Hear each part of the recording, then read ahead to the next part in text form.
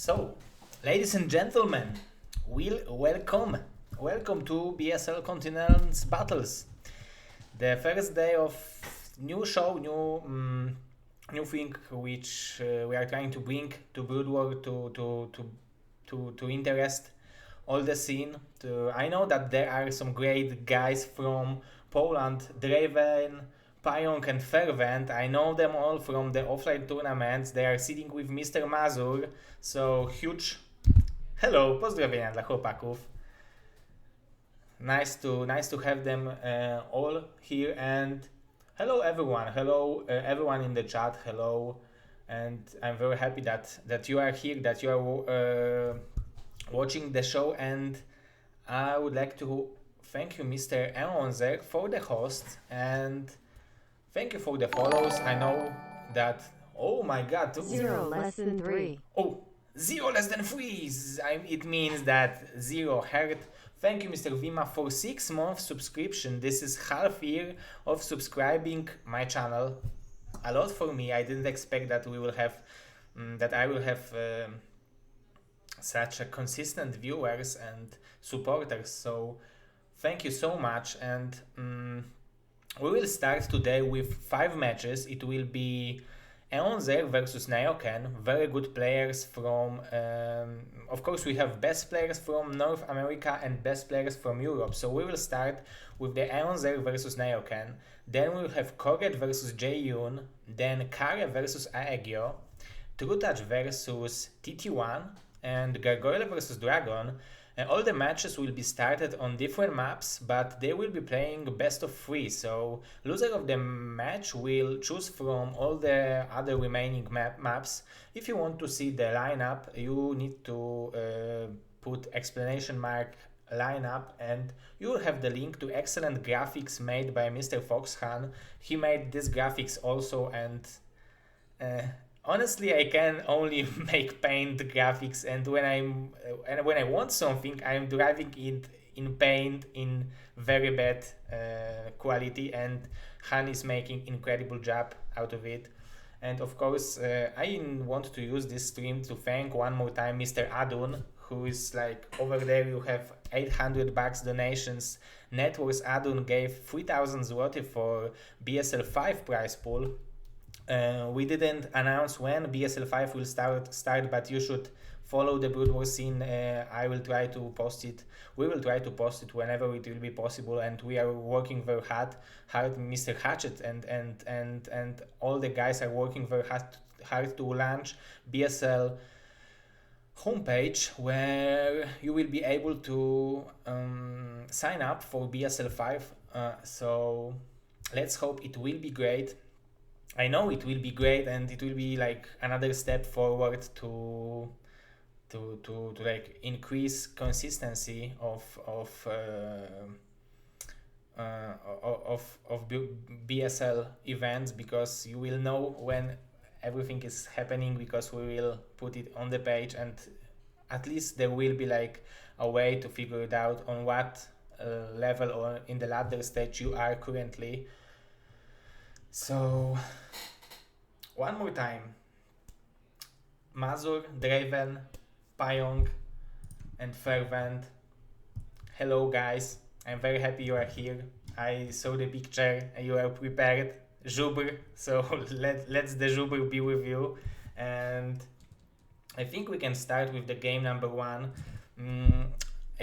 I want to apologize you that I announced this event so late. I wanted to have like I wanted to announce it earlier at the beginning of the week, but I had terrible stomach problems, and let's hope I will be able to make this stream today. I just came home, but I hope you can see and hear everything properly, so we can try to start with the game number 1. Let me just do one more thing.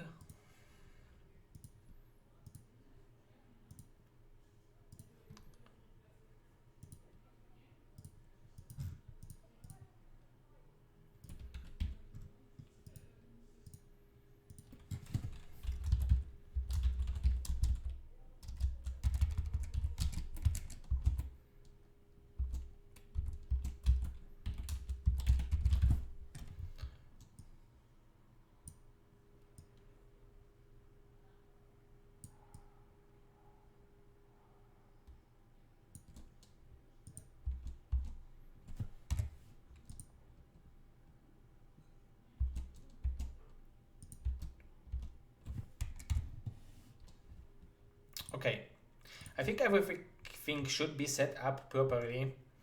Mm, so I hope you are ready to start the game between Eonzek and Nayoken. So let's go directly into the game. Let's start the game and let's see what players will uh, show to us. What will be the score of today's match? Uh, Today we will have first 5 matches. Next 5 matches will be played. We will have like we have a schedule for tomorrow 1 hour earlier than today. So today we started at 8 p.m. CST and tomorrow we will start at 7 p.m. But right now let's see what players will show to us in this game.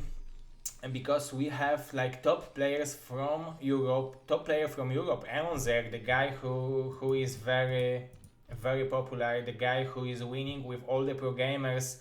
If you are following his YouTube, you should follow his YouTube, you should follow his Twitch. He's playing a lot and he's practicing a lot. We know that he has some ambitious plans to go for some Korea to eliminations to some events. So we know that his plans are ambitious and he is very good Zerg player. And his opponent will be the guy who is also streaming. He was helping with casting BSL. He was helping with setting up the North America lineup. So huge thanks to him. But he's also a great player. He's a streamer. He have a great he understands the game perfectly. When you hear his comments, you know that everything what he's doing have their own indication. Like it's not like only random stuff. He plays for what he sees. But okay, so these are the players who will play the first match. Nayoken, as I guess captain of North America team, will try to win with Mr. Eonzek. So Mr. Nayoken versus Mr. Eonzek.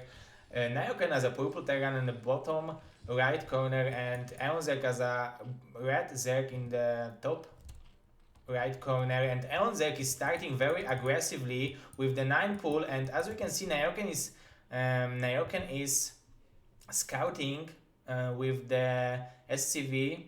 Oh my god, he's going for cross position scouting probably because he saw the overload. Now Eon, I think he should not be afraid that he will lose this overload because the links are running. So if he will be able to drag these marines out of the base, he will be able to snipe it very easy. So this overload might even help him. And Eon now is adding 2 more links, 4 more links. So now he's feeling like the way. Oh my god, it might be terrible for Nayoken. There are only 2 marines against 6 links. The SCVs have been pulled out, so first marine will go down and second marine, an excellent surround, and the SCVs are fighting with the links. SCVs are very strong, but as you can see, all these SCVs are not mining right now, so this is huge delay. Of course, Eon had to invest a lot in it, and his drone count is not very high, so he have to do a little bit more with these links. There are still a lot of STVs from Nayoken, and he have the surface. The 1 marine goes down very easy, and this is GG 1-0 for Eonzek. Oh my god, this was very quick. I didn't expect that it will go so quickly. So 9 pull works. I thought this game it will be a little bit longer, but very well executed 9 pull. And look at the APM. Oh my god. Maybe the larva is playing for Mr. Eon, almost 500 APM, so my mouse would die if I mean my hand and my body would die first, but after that my mouse and my keyboard would die. So this is 1-0 for Mr. Eonzek, and let's not wait any longer and go for the game number 2. The map will be Fighting Spirit, and let's see what Nayoken will bring to us. First, very deciding win for Eonzek. He picked right strategy and he executed it correctly. As we was able to see, he was going for for the tech behind this 9 pull. So it was not all in. He was like, I think after seeing what is going on in Nayokan base, he started to add 4 more links. But beside that, I don't think it was he had initial plan to kill Nayokan with this first 6 links. I think the reason why Nayokan lost it was because of lack of scouting. He scouted in the wrong location at the beginning, and I need to check the. Yeah, I need to check the chat also, because guys, you are here 82 people. I'm very proud that we have such a big audience over here. Let's see. Oh my god, excuse me for replay progress. I turn it off right now, so let's hope I didn't ruin everything. What? Oh, overload. So a little bit different strategy from my own Zeg on this stage. And I have a feeling that these players can play a long and very, very good game between each other. So let's see what they will show to us in this game. Nothing weird is happening. I think Aeon, after having 1-0 lead, can go with like 12 hatch and adding even 2 more drones to like go a little bit risky, to a little bit greedy, to have more drones for attack. Let's see what he will decide to go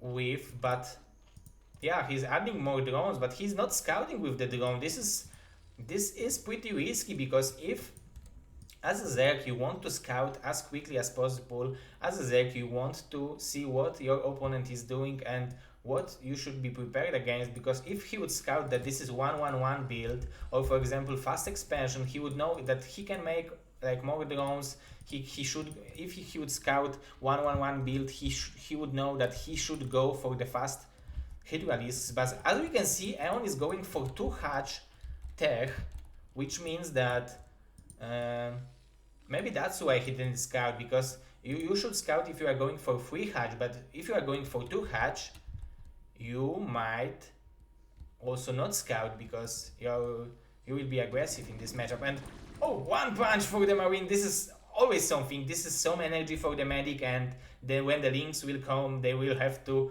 punch this Marines only 7 times, not 8 times. So good job for this drone, and it's scouted and also still scouting. He wants to see if the expansion is coming, but he didn't scout it. But I think, judging after where the Marine was put, where the first Marine of Nayokan was, I think he could assume that this is fast expansion. Let's see. More links are coming from Aeonzer. He's going for the lair first. Look at that. He started lair over here because there is over STV of the Nayokan, and he thinks that this is fast speed because he don't see a lair. So this is very good way of hiding what he's doing. This is small mind game from Mr. Aeonzer, but this is brilliant from my perspective. And now Nayokan is forced to make bunker because he thinks that this is very quick speed. He doesn't see a layer. It would be very smart if Aeon would start second layer over here and then kill this STV. Then Nayokan wouldn't know what is the real timing of the layer. But this is like a third level of mind games, and he couldn't be sure that he would kill this Marine. So whoa, I haven't been speaking English for a long time, so excuse me. I will warm up, so it should be better. So let me like drink a little bit water. One link goes down. I really like that Nayokan is going for the scouting from here, because as a Tegan you want to know if it is fast lurkers, if it is fast muta. And Nayokan very aware of power of scouting. And look at that, in the same time he wants to poke these Marines and he's killing more of them, so he wants to be a little bit more aggressive. Let's see if Aeon started more links because of that. No, he didn't force more links. I think Aeon now should make more overlords because he wants to save more larvas for the mutas, so 2 more overlords. And look at that, he's having expansion over here. The overlord is coming this direction, but Nayokan didn't scout it, so overlord should be able to take a safe place over the lake, or like I don't know what is it. This is like some kind of underground sea, maybe. I don't know. But Nyaoken is already mining from his natural base. He's mining from the main, and he's going for engineering base, so it will be probably +1 timing attack.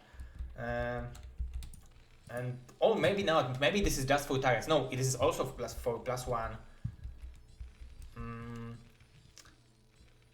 And turrets are coming, so the turret timing will be almost perfect. But Aeon is not going all in with this 2 hatch. He's having pretty solid drone count compared to different, like 2 very aggressive hatch builds. He didn't make a lot of links. He spent the larvas on drones, and now he's having pretty good economy. That's why he was able to make this hatchery over here. And let's see what he will be able to do with the Mutalisks. There are some Marines over here. 5 Mutalisks are coming. He wants to force the steams. These Mutalisks are not for fighting over here. He wants to force as many steams as possible just to lower the number of energy on the medics. So this is what Aeon is doing right now. And I think he will want to start fighting when he will have from 9 maybe mutas, maybe from 7 even. But I don't know. Now look at that, another steam was forced, so Aeon know what he's doing, and Nyaoken very aware that this is 2 hatch build. He's adding more turrets, so I really like his approach to this build. He's adding factories, so he wants to defend it only on two barracks. And I don't know, I would like to see more turrets, because Aeon mutas can be very scary, and I have a feeling that this opening from 3 extractors might be deadly. I'm sure that Aeon started some upgrade, and now he was able to catch 2 marines. This is whole round of production from two barracks, so every marine matters. And now the medics are having like enough energy for a few more steams, but now the number of mutas is 10, so Aeon can go and do some magic with it. And now the turret will go down, and this is what I was talking about. I think 1 more turret here would be pretty good, because only 2 barracks, Aeon kills 2 barracks with his 1 hand, so Nyaoken, I'm a little bit afraid of him, about him, that he might die just to this mass muta. So if he wants to survive, I think he should like add more turrets, because if somehow Aeon will kill these marines, he will be out of ground army. Now he's having around 14 marines overall. No, he's having some here. How long until... Oh, I can check, this is a replay. So, so yeah, the upgrade is done now. So now the marines, and both upgrades, so this upgrade will do nothing.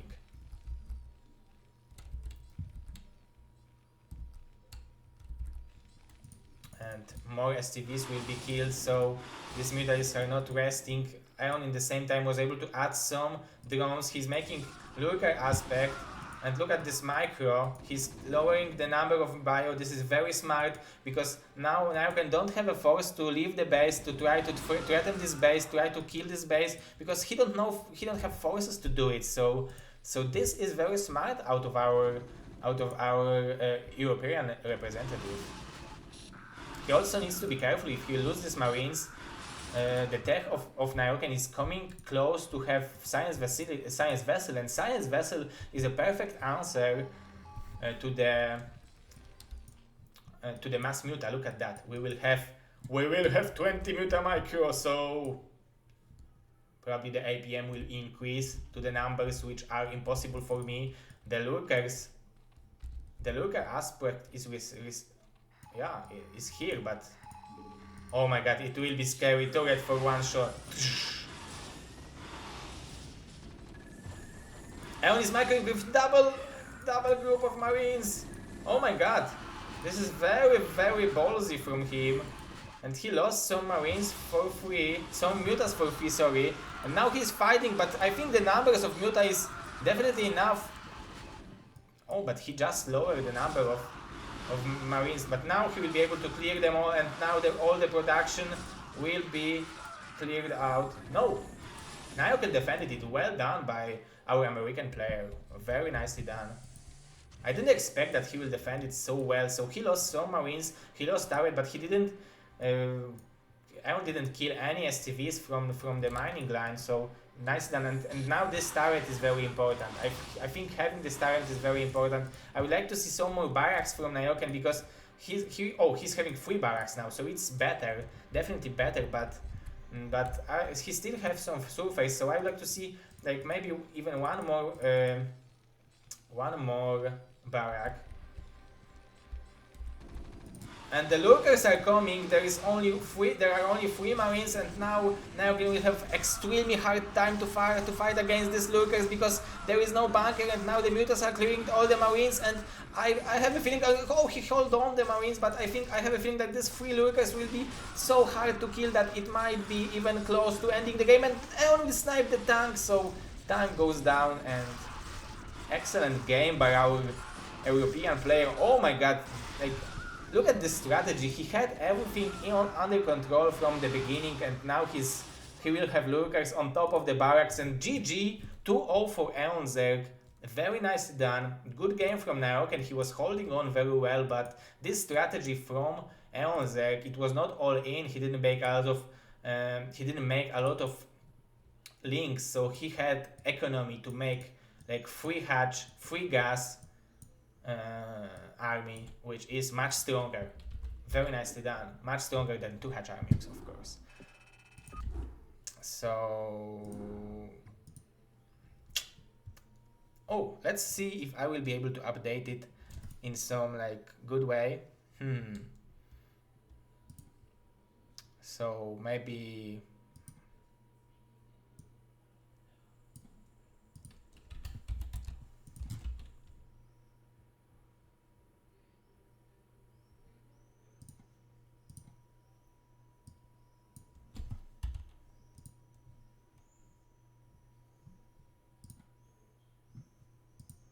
give me a second. I'm trying something.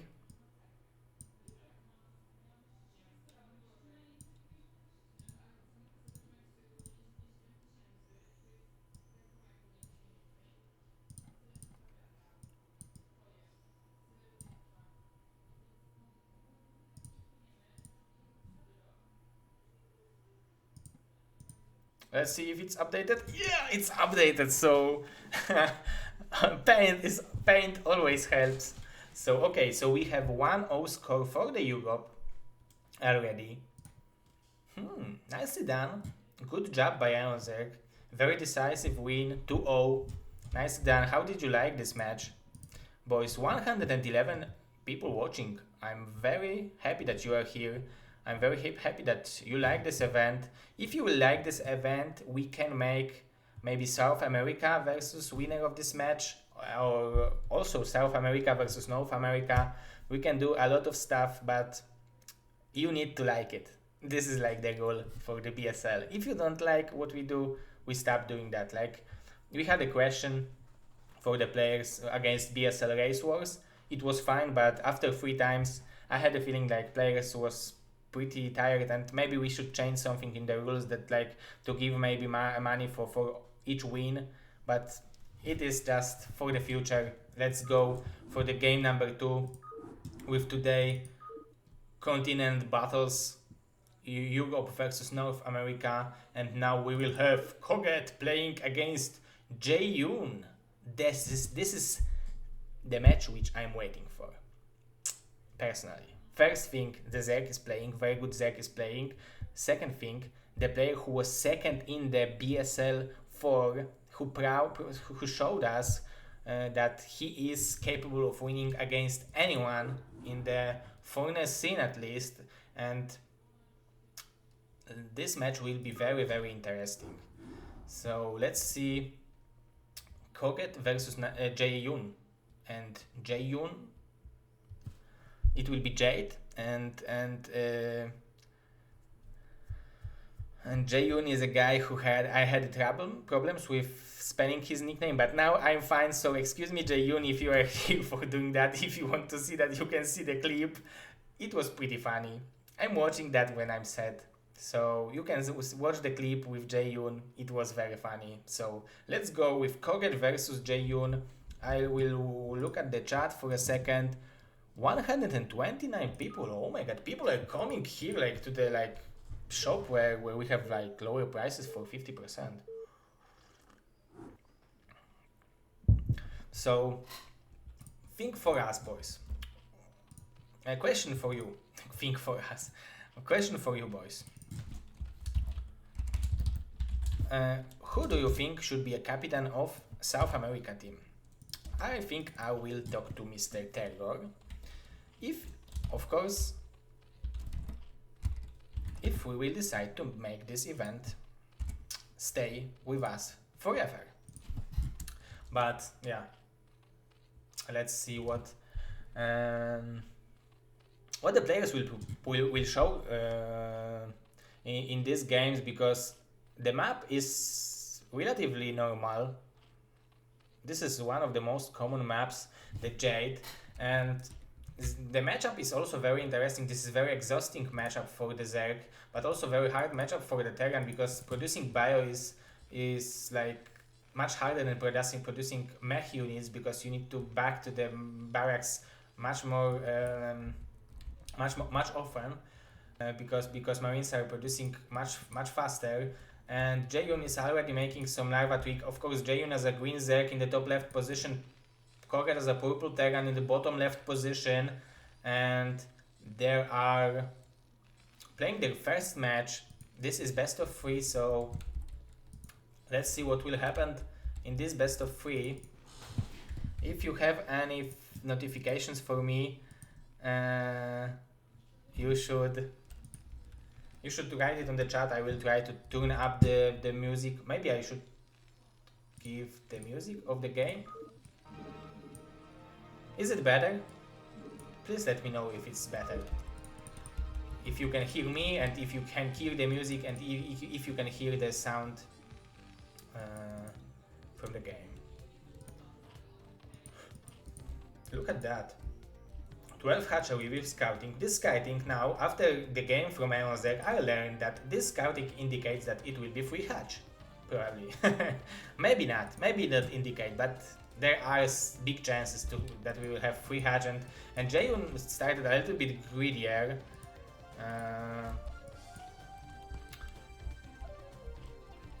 With 2 drones. Of course, Koget loves to be greedy too. If you are greedy, Koget says, if you are greedy, I will be greedy too. I will make no Marines, only Echo now.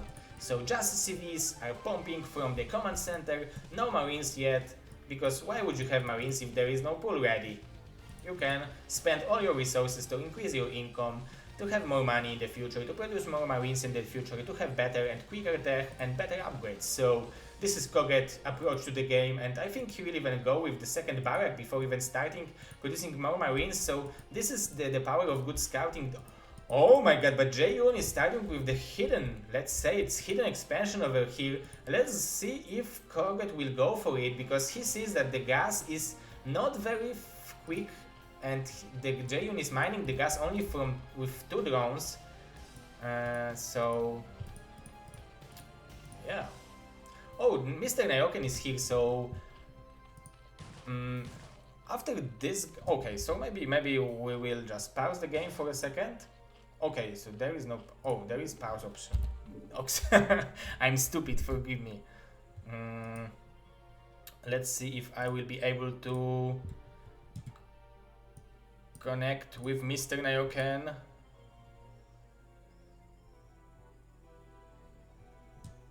So let's see, this is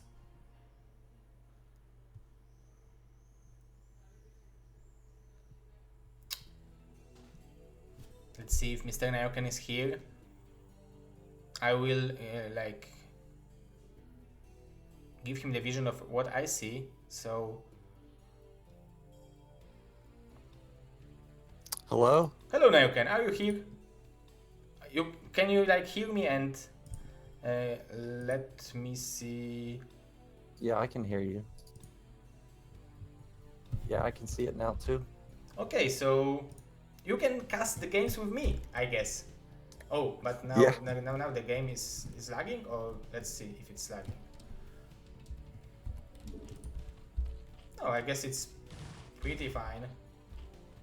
Yeah, it seems fine on my end. So I see that Jaehyun just took his hidden base at the third base. He likes to do this a lot. Uh, take a third base instantly and hide lurker or go lurker and then just go into a super macro game. And usually, Terran versus Zerg, the Zerg macro hits around 17 minutes, but with this build, he can actually hit around 13 or 14 minutes, like ultras and defilers. So it's actually very scary. You have to punish it. Yeah, but there is a weakness also that Marines and Medic can kill this third expansion, I guess, yeah? Or it's possible to defend it only with Lings. Only with Lings? No, I'm not sure if it's only possible to defend it with Lings, because usually Terran will follow up with something like Marine Medic push, and Lings can't really stop that. So he's probably just gonna rush lurkers, like I said, and just put it under the ramp, and then just power really hard to defilers. And there's the Hydra Den at top right. But look how many links does Jaehyun did. And these are quick links already. I'm not sure if you're talking, but I hear the game sounds, but I don't hear you talking. Oh, you don't hear me. Oh. So let's wait a second. So you something wrong probably with the Discord.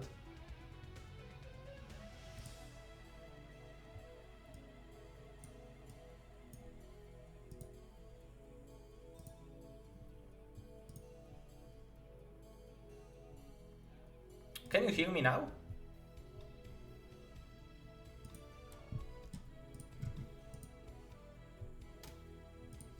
Hello, can you hear me now? Excuse me for the small technical issues. We would like to cast it with Mr. Nayoken because he's the expert and the guy who helped organizing this event. Also, so it would be very nice to do it together. Something is happening with the Discord, I believe.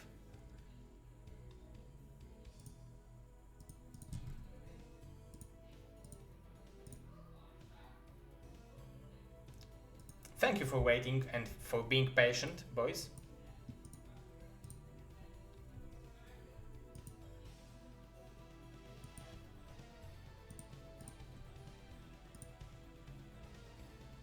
Okay, can you hear me now? Yeah, I hear you now. Okay. So let's hope it will work from now on, because now we are in very scary situation. So I'm starting now. Yeah, this is a scary situation for Koget. He probably was not expecting that. Yeah, there was a lot of links, and Koget didn't make any bunker, and he didn't try to wall in that. So let's see what will be the result, because the medics just pop out. So, but I think the number of links is just too high. Koget would have to micro. Yeah, there's just too many Zerglings, and look, there's even more coming. So even if he doesn't kill these Marines, he's just gonna kill a bunch of SCVs. He's pulling all the SCVs too, and all the medics are going down. Koget pulling the main SCVs too. He's desperately trying to probably get Firebats out. Oh yeah, Firebats is dealing a lot of damage to the Marines. Those are actually easy to kill when they're low numbers. Stim isn't even done yet, so these Zerglings, this could just be game-ending damage from the Zerglings, to be honest. Look how many SCVs are dying, and in the same time, more fire. Not only killing SCV is important, but also pulling SCV from mining. Stim's finally done, but just so much damage done to the SCV line. But also at the same time, more Zerglings are coming out, so... Oh, he's actually rallying the drones. Yeah. The drones want some of this. Yeah, he wants to sunk up Mr. Koget. But now I think Koget should be fine with this Firebat. But excellent strategy from Jaehyun, and this is not all in. Yeah, Koget's in a fine spot now. The problem is that what can Koget do to punish Zerg now? He's just going to build his lurkers. He's just going to sit behind lurkers, and then Koget's kind of stuck with. He doesn't have any tech. He doesn't have a good barracks count. He's not in a good spot, and Jaehyun is already on 3 base, and like I said, he's just probably going to play defensive now. Yeah, and the only thing I can see from Koget is like to try to go for the longer game, to make six barracks, and maybe try to go with the with some good timing push on like maybe 10-11 minutes, because I don't see him being able to do anything right now. He's having only 4 Marines, and Jaehyun is still pushing, and he's killing a lot of SCVs, the medics, and Koget looks like he's lost in this game. Yeah, this looks like a lost cause for Koget right now. Like, those Zerglings just did so much damage. He just scanned, he saw the Queen's Nest, so he knows that, like I said, Jaehyun's just going to be camping with these lurkers, and really his only hope is to, you know, do like you said, like a 6 barracks or 5 barracks and just kind of just pray that it works. And if I was him, I'd actually probably rush armor and not weapon for the Terran units, because then at least you can tank one shot from the lurker. Because really, there's no hope for Ji-Yoon in this, no hope for Koget in this game. He really has like one shot to bust lurkers and just do game-ending damage. Yeah, and he's having only 2 barracks. He wants to start factory just now, I think so. So his production is not very good, and Jaehyun economy is great. He's mining from 3 bases. I hear game music again and not you if you're talking. Oh my god. So, oh. Let's hear now. Maybe it's better. Hello? Oh my god, the Discord is crazy. I think we will be in the same game because of the, like, I'm capturing the screen, the screen in the same time. So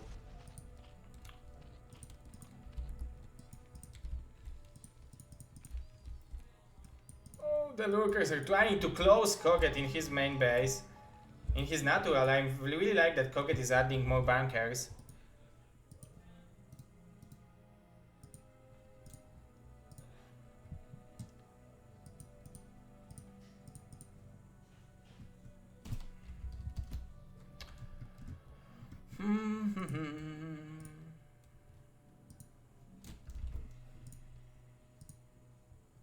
Yeah, it's frozen because I'm trying to launch. Yeah, I paused the replay, so don't worry. It's all working.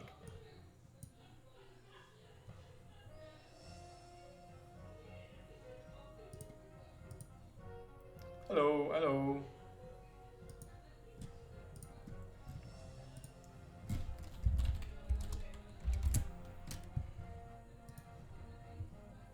Hello? Hello. Okay, so let's hope it will work now. Yeah, let's just hope. Yeah, let's just hope. And for the next game, we will be together in the game. So maybe like the screen sharing is messing something with something. Yeah, that could be it. Okay, so.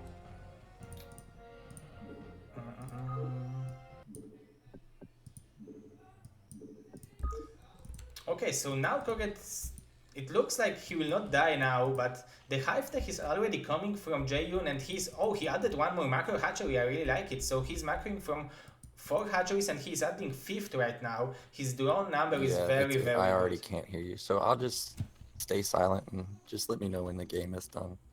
Okay, so I will connect with you after the game, okay? Just to not lag.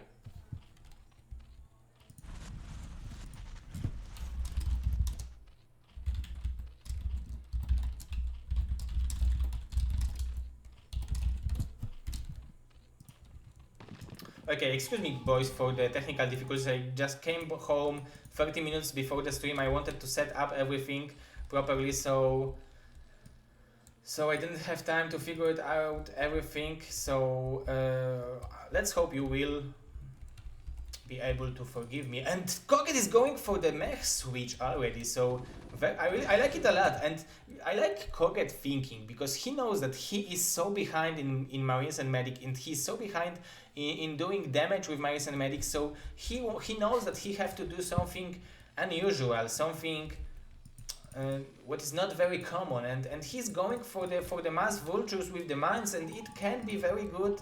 But in the same time, I have a feeling that Jaehyun position is so good right now that there is almost nothing that Koget can do if Jaehyun will not make any great mistake in this game. Look at that, Jaehyun is even adding Sunken and Lurker over here just in case of some kind of drop. There is Nidus channel, there are some Scourges. He added the Spire just to intercept the dropships and the vessels. The vultures are running, so they can run.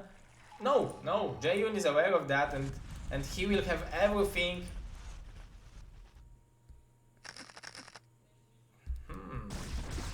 Oh, and Koget is trying his best, but there are some lurkers over here to punish this run by. Oh, not even one drone died. So, what can I say besides poor Koget? Poor Gosu Koget. But Jaehyun looks so strong in this game. Look how much gas does he have.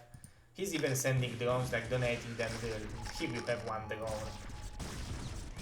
And Koget is trying to kill the lurkers. They're dealing so much damage to the vultures. And this, oh, it was just enough. And I think this is the way to defend against it.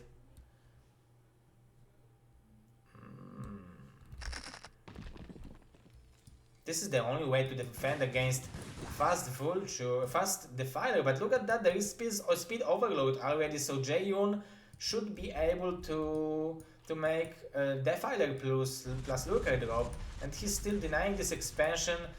This is perfect situation from him because he's going for the 4th expansion when Koget is not even close to start mining from this one. He's just halfway done command center in his main base. He's not having any army to push these lurkers and links. He's trying to do something with the vultures. Look at the supplies. He's having 8 supply advantage, but most of the supplies from Jaehyun are very, very good units like lurkers, like defilers, and a lot of drones. So I really like position of Jaehyun. Oh my god, Koget is trying to do something with the vultures. If with perfect micro he should be able to do it, and Koget micro is very, very good, but I guess it's almost impossible to like kill this base with these 2 lurkers. Oh, he killed the Hydra, but these 2 vultures, come on! Okay, so now he will kill some more links.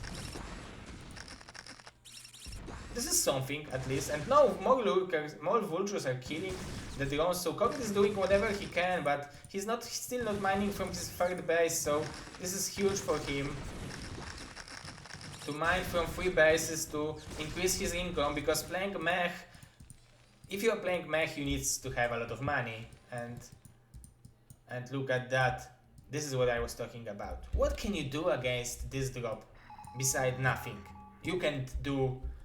Like, maybe you can try to like have 10 siege tanks and kill the lurkers before they will be borrowed, but beside that, this base will not be mining for a long time. That's good for Koget that he will clear this base, so he will have at least one base to send the SCVs from it. Oh! The SCVs are dying. Koget is not realizing that the SCVs are shooting, but somehow... Oh, the lurker shots was not very good, so luckily for Koget, he escapes with most of his SCVs.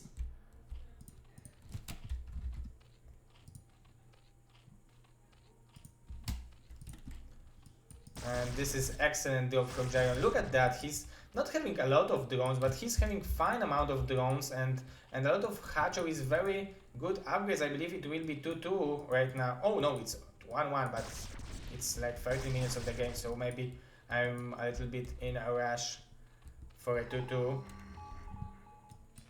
And Koget with very, very high position. Look at that. Oh my god, but I have a feeling like after... Oh! This is also the way to kill the lurkers. Koget Gosu. But I have a feeling like Koget is doing pretty fine if we will look at the fact that he lost so much with this first links and Jaehyun didn't get any damage done when he started with 2 fast expansions. So it's not so bad from Koget. He's doing fine, but his position was so hard that it's almost impossible to win, especially against such a good player as Jaehyun. When, as we can see, he knows what he's doing, he knows what he wants to do, on what economy he wants to start. Oh my macroing, and another drop, almost impossible to kill for this unit. So I have a feeling like this might be the end of the game. Yeah, GG, and 1-0 for Jaehyun. Congratulations, very good game. And 1-0 for Jaehyun. This is how you do it.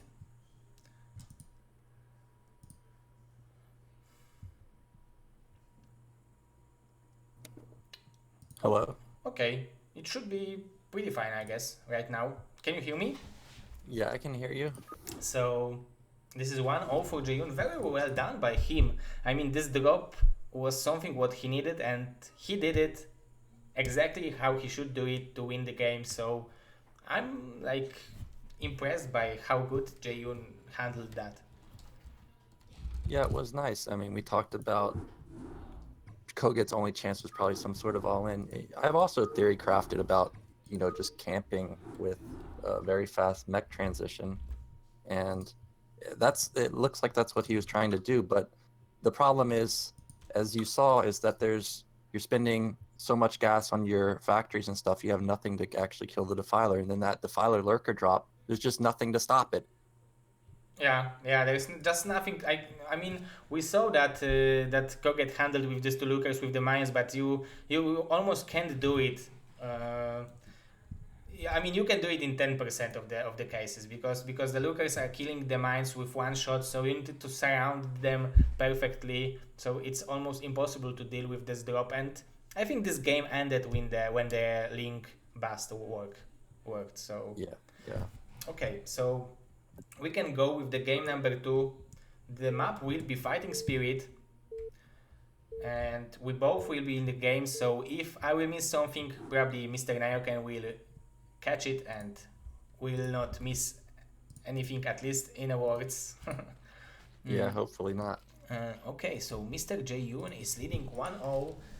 Mm, and Fighting Spirit for ZVT, I don't think that it gives some edge to any race. It's pretty balanced map.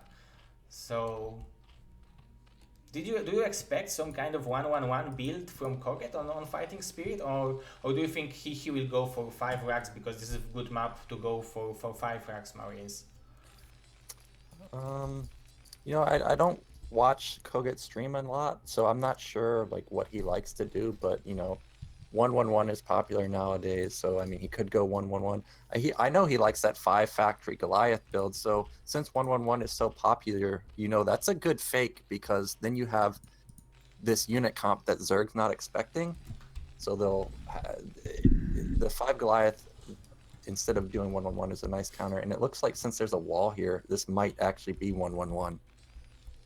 Oh, fake 1-1-1. As you said, this is like brilliant idea to try to like show to your opponent that you are going for 1-1-1 build, and 1-1-1 usually ends with switch to Marines and Medic, but Zek's, if Zek will not scout that this is Goliath build, might be terrible for Zek. So yeah, let's see. Yeah, that's one of the issues for Zerg, right? Is you're basically your only scouting tool is basically the Overlord or some kind of like speedling that might poke in and see what's going on. But if the meta is 111 and you expect 111 and then Goliaths come, you're going to be completely off guard. And recently, I actually saw Flash versus Sulky where he showed like he was going to just fast expand, Yeah. and as soon as the drone left, he just left 2 Marines outside of his natural and instantly built a second barracks and refinery and went a 2 racks academy push, and Sulky just died because his push happened a minute faster than he was expecting. Sulky didn't even have speed. So, fakes are very strong. So, he could do something like that. Not in this game because we already see gas. So I'm expecting 1-1-1. But, it could be the 5 Goliath fake. You never know. Yeah, it could be anything. It could be even double starport rights, because Koget likes this strategy a lot.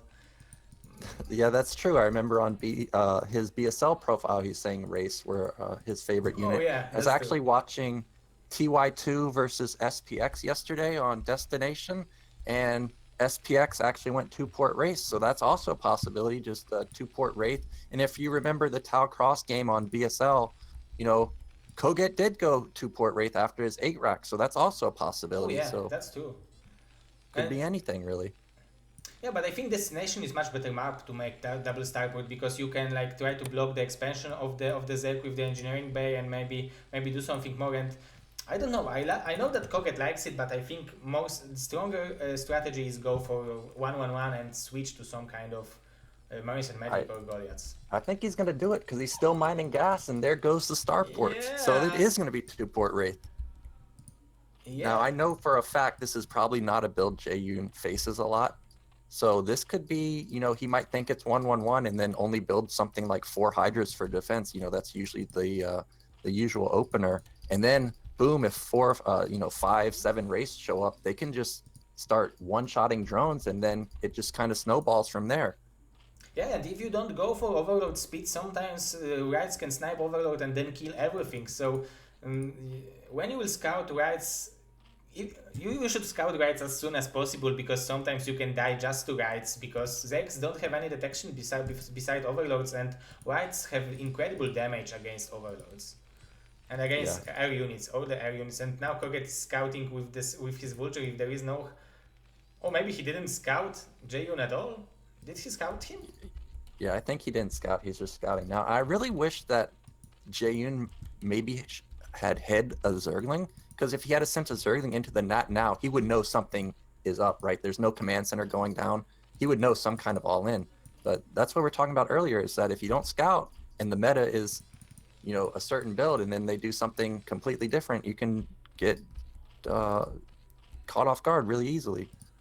Yeah, and even after, I mean, if Koget will send one right to the Jaehyun base, he still might think that this is 1-1-1 build, and then when Koget will return with 4 raids, it can be terrible. So now I think Jaehyun is on a stage when he expect 1-1-1 build.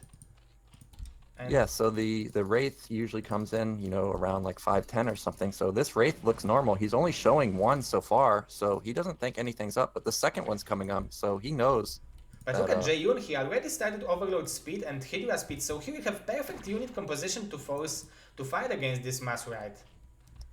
The only bad thing is that he have 2 hatcheries. Excuse me. Yeah, I wanted to finish the sentence. Yeah. Yeah, I was gonna say that is, yeah, his build is actually a good counter versus Wraith, but like you said, there's only 2 hatch, so he can't really even produce that much. Look, he's floating, 400 minerals, but he's constantly using all his larvae on Hydras. So, I mean, he really just needs another hatch. It's unfortunate he went 2 hatch versus this specific build. Yeah, definitely. Definitely, it's very important for him to make 1 more hatchery, because even if the game goes a little bit longer and Koget will decide to switch to, for example, Marines and Medit, you want to have as many Hydra risks as possible, so having 3rd hatchery is always good. And now it will be scouted. And I'm actually surprised with Koget's cloak timing.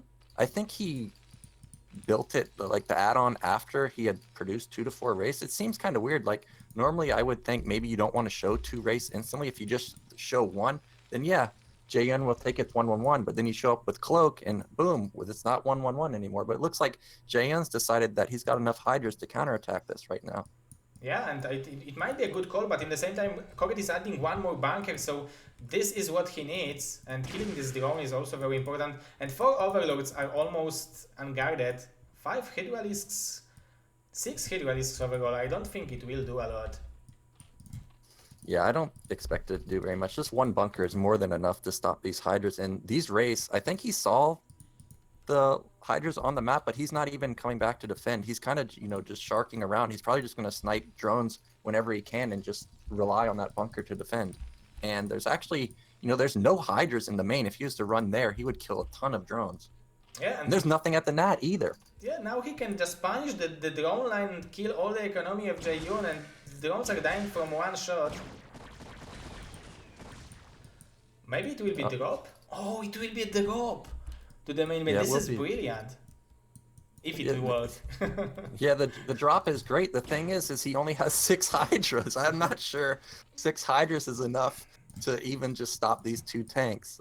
It's like 4 Zerling drop. What it will do. Oh, now he's sending all the drones from the main base because he knows it's unguarded. And I think Jaehyun is going all in with that. Yeah, I think this is his only hope. He's just got to pray that all these overlords get off and, the Hydras do some kind of miraculous damage. But siege tanks are already done, and they're already in siege mode. Yeah, but there is nothing. Let's see where he will decide to unload the Hydralis before, because if he'll do it on top of like mineral line, there will be some way of sniping these tanks. I feel like he might have to just unload right on the tanks. Well, I mean, he doesn't know that, but if he could just instantly kill everything, then that would be great. You are right. And unloading on top of the tank, it would kill the bunker very quickly, and Koget would not have time to repair the bunker, so it's very smart. Yeah, and look, Koget's desperately trying to get this bunker up, and I think if he gets this up, he's in a great spot, but if it doesn't get up, then he's not. He's quickly moving his Marines there. There's actually a lot of Hydras, but this bunker is going to be so strong now that it's being repaired also. Yeah, this bunker is very, very important, and Jaehyun wants to snipe the tank, and he can snipe both of this. Oh, but the Hydras made small micro mistake, I believe. Yeah, but look at that bunker. It's still alive. It bought so much time. So many tank shots got off that should not have gotten off. That was a hero bunker. In the same time, Koget is macroing with the rights, so he's not like giving a rest for Jaehyun. And look at the supplies right now. He's doubling the supplies of J. Oh, but command center might fall. This is small victory for our Zerg player. Yeah, that's a small victory, but at the same time, like you said, the supplies, they're so high for Koget, and he sniped drones. I didn't even notice that he was sniping drones. I was just watching the fight the whole time. So, even if he had lost the command center, like the drone count is so low, and Koget would probably just follow up with Marine medic push, and all of his tanks really survived except one, and that would just be like a killer versus mass hydras. Yeah, definitely, and I don't see any different way for Jaehyun to go with that than mass Hydra mass, because he don't have economy to go for any like different tech. Maybe some Muta switch would do the job, but when Koget will see that, he will go directly to the vessels, and then the Mutas would be useless. Yeah, if Jaehyun's econ was better, I would think that the Muta switch could be good because he could swoop in and snipe the tanks, like trying to do a push. But his econ is just so trash. He's getting lurkers now, but they're so expensive. I can't imagine him stopping this attack coming out from Koget in maybe like 1 or 2 minutes. I think Koget is really just waiting for his stem and range upgrade. You see stem is almost done now, and he's probably just going to go. Probably won't even wait for Vessel. He knows he's done so much damage with the race that he can just end it. Yeah, and I would like to see 2 more barracks from Koget at least, because he's having a very high number of tanks, and he will have like maybe even 6 or 7 tanks when he will move out. So this is incredible number, and he's still trying to do something with the raids, but it will be very hard. Jaehyun is very well protected. Yeah, I think he should just give up on the race. Like, the race have already done tons of damage, and he just lost 2 raids for free. I mean, they don't really matter, but at the same time, even if you don't use them, Zerg doesn't know that you're not using them. They still have to stay in their base and be afraid of race. So it's kind of just micro that doesn't really need to be used. It could be used on, like you said, building these barracks. He could have gotten these barracks down a few seconds earlier, which makes his push, have 3 or 4 extra Marines. So, but I mean, it doesn't matter. He's going to have so many tanks. His Marine medic ball is going to be just unkillable, I think. Yeah, without the fire killing, like there is some amount of tanks when you can't fight with only ground army, especially with mass Hydra, because tanks are having such an incredible damage and splash damage to the Hydras that they are dying so quickly. So that's why Zergs are going for Hive Tech, and without Hive Tech there is like critical mass of Terran units that you can't fight without the Hive Tech, and we don't see one from Jaehyun. Yeah, I think this is really his only option, is to just build units. There's no way he could get it up in time, I don't think. So, he's taking a 4th base. I'm not sure if he'll even be able to get it. I mean, it's a smart move. If he stops this attack, then he's in a pretty good spot. But yeah, like, there's so many tanks. There's 6 tanks, and this Marine medic ball is just getting nuts. We're already up to 2 groups, and it looks like he's waiting for like 3 groups, and we only see even really like maybe 1.5 groups of Hydra Lurker from Jaehyun. But also in Koget minds, there is probably like a way that he will lose this game if he will move out of on the map. Then there can be a huge push, a huge drop to his main base, and then if there would be the fire, his push would be stopped and he can lose the game. So probably there is this scenario also in his mind. Yeah, that's true. He does know that there's drops on the map. Oh, and there it is. Very nice timing attack, but oh, he will catch 2 tanks for free. Very nicely done by Jaehyun. Even 3 tanks. Oh no, he will not decide to go with this tank. Yeah, that's very nice. He needs to get the hell out of there now, though. And maybe try it again as soon as he sees Terran move out once more. If he gets a couple of those moments, like his drone saturation at the top base is actually pretty good. Main's good. Yeah. That's good. His econ will start kicking in. He just needs to buy maybe like 1 or 2 minutes. Yeah, definitely. His economy is very good. He is having like, he will have 5 Hajaris, so it will be very fine. He's making upgrades from 2 evolution chamber, but his lurker number is only 4. But oh, he's catching the Marines. No, I guess this exchange is still favorites Koget. Yeah, it was a good try from Jaehyun. Just the numbers are so small from him right now. He really powered really hard right there. That's why his unit count is so low. I mean, he really had to do that, right? Yeah, there There's is no other way way. he's gonna. Yeah, there's no other way he's going to stop. You know, maybe he'll stop this one army, but the follow-up is just going to be devastating also. So it's not looking good if we have Sunkens, and if Koget pushes up there and isn't able to get up there, it could possibly let Jaehyun get back in the game. He can try to block it with the Lurker, but I don't see Anihilra will be there soon. Let's Yeah, I'm see. not sure about Koget's attack up to the top. Yeah, I think he needs to go for the kill right now. If he Oh, wastes too much time, oh, it looks like Jaehyun's going in. he's going in on the siege mode tanks. The Lurkers are in very, very good position, so I really like the idea of Oh, and I think this is enough for Jaehyun, don't you think? No. Yeah, this was actually a good fight. It's just that those lurkers are so far back. Half of them aren't shooting. Yeah, they are taking damage from the tanks. And now, yeah, it was a little bit miss micro from Jaehyun. He had Yeah, just opportunity. He had opportunity to win this fight. yeah, that was actually a good engagement. If he was able to not get all his lurkers stacked up like that and possibly, you know, have like a sort of a flank, he would have killed that army for sure. And now he will clear this army probably. I don't know. Yeah. The Lurker is dealing so much damage because there is +1 upgrade, so Lurker needs to shoot only 2 times to kill them. Oh, there is no armory, so it would be the same as normally, but Yeah, +1 upgrade is good for the Lurkers against Bio.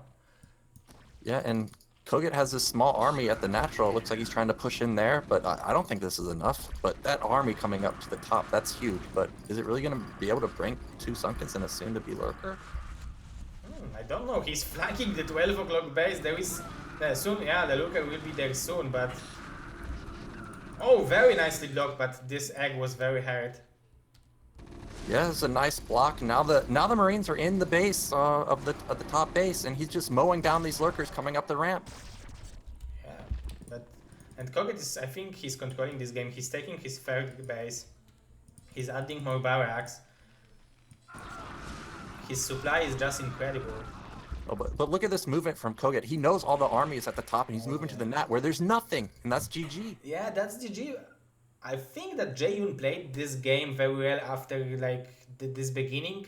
The Koget started this game brilliantly, and Jaehyun had still some opportunity to get back to this game, but Koget was just too good with executing the attack. It was a very good game overall.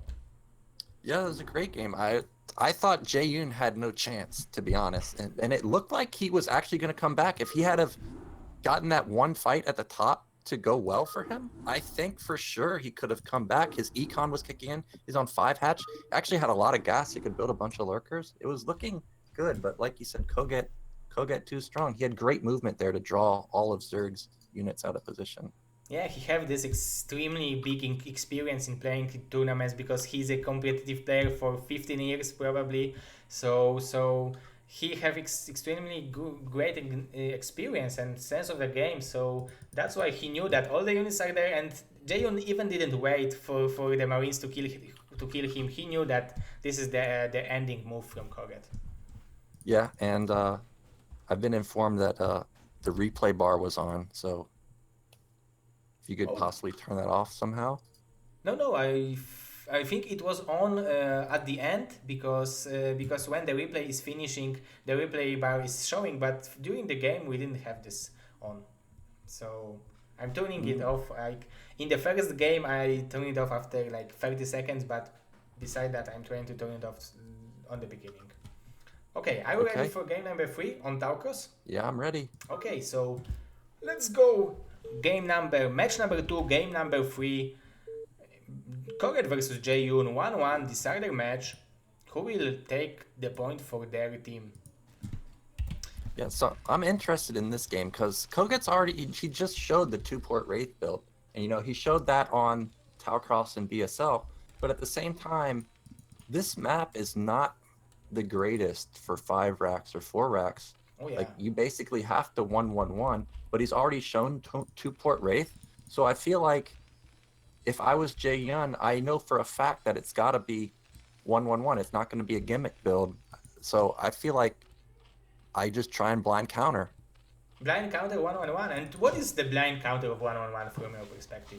Well, I mean, like we were seeing last game where Jaehyun took a pretty fast third base. I mean, it wasn't really that fast because his econ got hurt, but you take a fast third base and kind of just power to Ling Hydra Lurker. Or you could do, like, as soon as you kill the SCV, just go mass Hydras or, mass Speedling and just try and kill the bunker. And it looks like Koget is actually 8-raxing.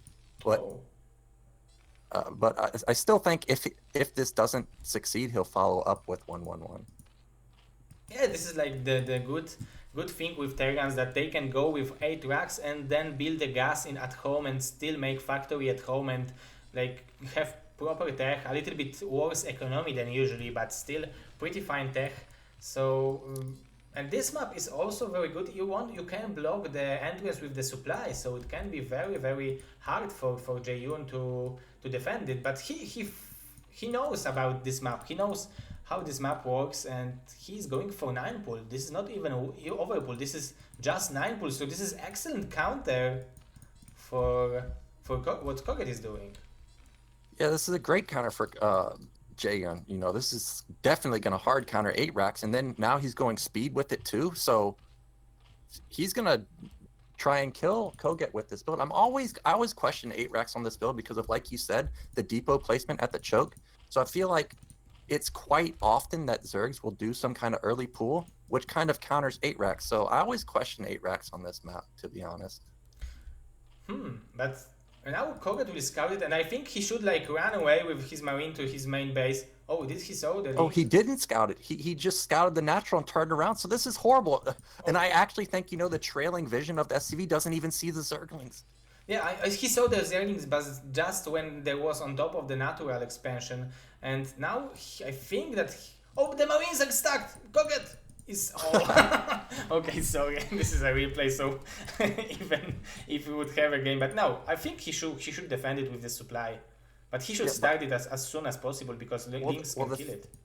Oh wow, he did build supply. The thing is he doesn't know it's an all-in Speedling build. He might just think that this is it. This is the only Zerglings he's making, but it's actually going to be 10 Zerglings coming.